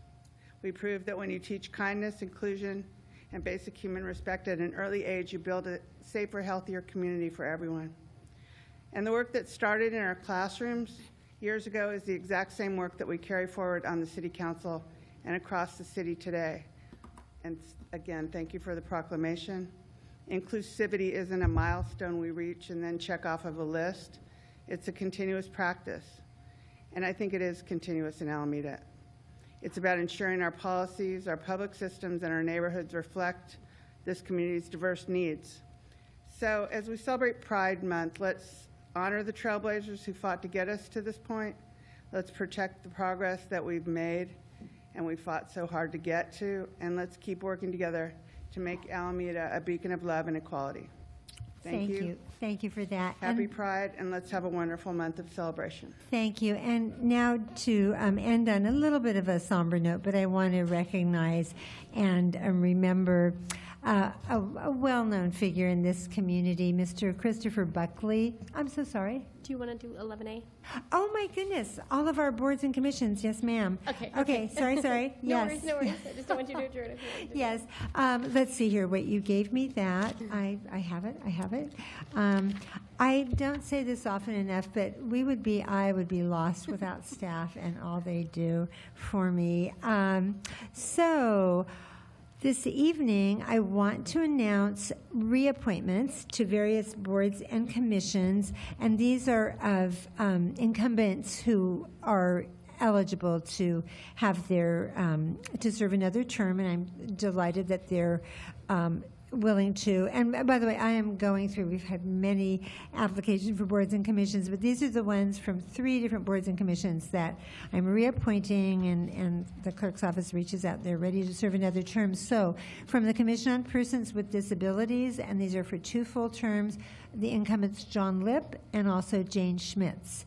From the Golf Commission, and for 1 full term, is Yatin Shastri. And then from the Public Utilities Board, Elise Hunter is our incumbent who is now eligible to serve a full term. So that means, council, at our next council meeting, because the mayor gets to appoint, but the full council must ratify. We will be voting on those 4 individuals, and I will be introducing some more nominees, because staff has scheduled lots of interviews. And I always interview with the applicant and then whoever staffs a particular board or commission, and we're going to get it done. We've got some great applicants. Okay, and now we move to adjournment. Thank you so much. Is there anything else? No, you're okay. Thank you. So a longtime community resident and well-known fixture, Mr. Christopher Buckley, passed away on May 12th, 2026, just a couple of weeks ago. He was 77 years old. I mean, I have known him since I served on the planning board, which goes back to like 2006. And Chris was a planner by profession. He worked for 30 years with the City of Oakland Planning and Building Department, but his home was in Alameda, and he cared so much about historic preservation. He was a frequent speaker at planning board meetings and city council meetings. He helped found what is now the Alameda Architectural Preservation Society, and also the Preservation Awards that they do annually. Chris served on the City of Alameda's Historic Advisory Board, attended countless city council meetings. He did. He was part of 100,000 Trees for Humanity, and also served on the committee of CASA, Community Action for a Sustainable Alameda. And I will say that Chris and I did not always see eye to eye. We didn't always agree on the best approach moving forward on things. But he was always a complete gentleman, so civil, and also just so knowledgeable and willing to share his knowledge with others, including me. We lived in the same neighborhood, and I would enjoy seeing him out and about walking. And I could ask him about just about any historical house in the neighborhood, and he could tell me its history. I don't think he was just making it up. He was very knowledgeable. And so there will be a funeral mass for Chris Buckley Saturday, June the 13th at 11 a.m. at St. Peter's Anglican Parish, 6013 Lawton Avenue in Oakland. And Chris left our community a better place than he found it, and he will be missed. So thank you for remembering Chris Buckley as we adjourn this meeting. And with that, it's not quite adjourned, is it, Madam Clerk? We're going to... Adjourn, and you're This going the back regular to the meeting special, adjourned, yeah. and then, so, yes, so if we could have the City Council back in room... 391. 391. And also, Madam Clerk, please join us. Okay, and great. City Attorney, don't go far. We'll be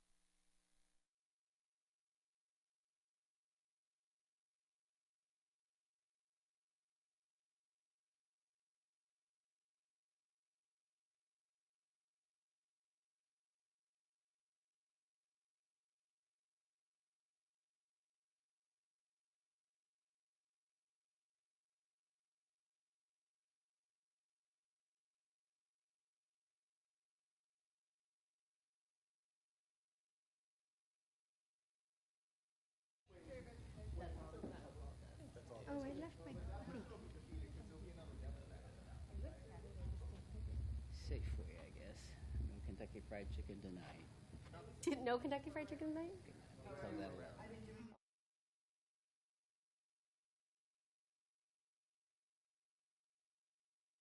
Their packaged chicken. That's Sarah Barrera.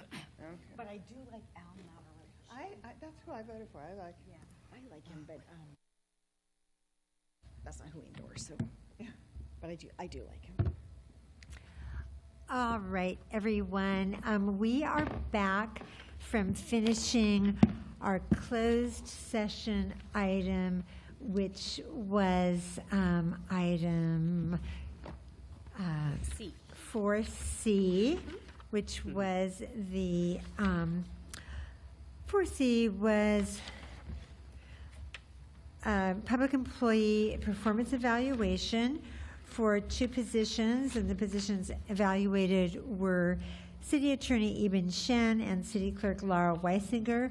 So I would like to announce that on the first vote, and this actually had to pertain to City Clerk Laura Weisinger, Council gave direction and ratified that by a vote of 5-0. So all council members voting in favor. And then we took a second vote, and that pertained to City Attorney Eben Shen. And in that case, council gave direction, which was ratified, again by a unanimous vote of 5-0. And that's all there is to it. And so At this time, I think it's about 10 a.m. This meeting is adjourned. Thank you, everyone, and good work and good.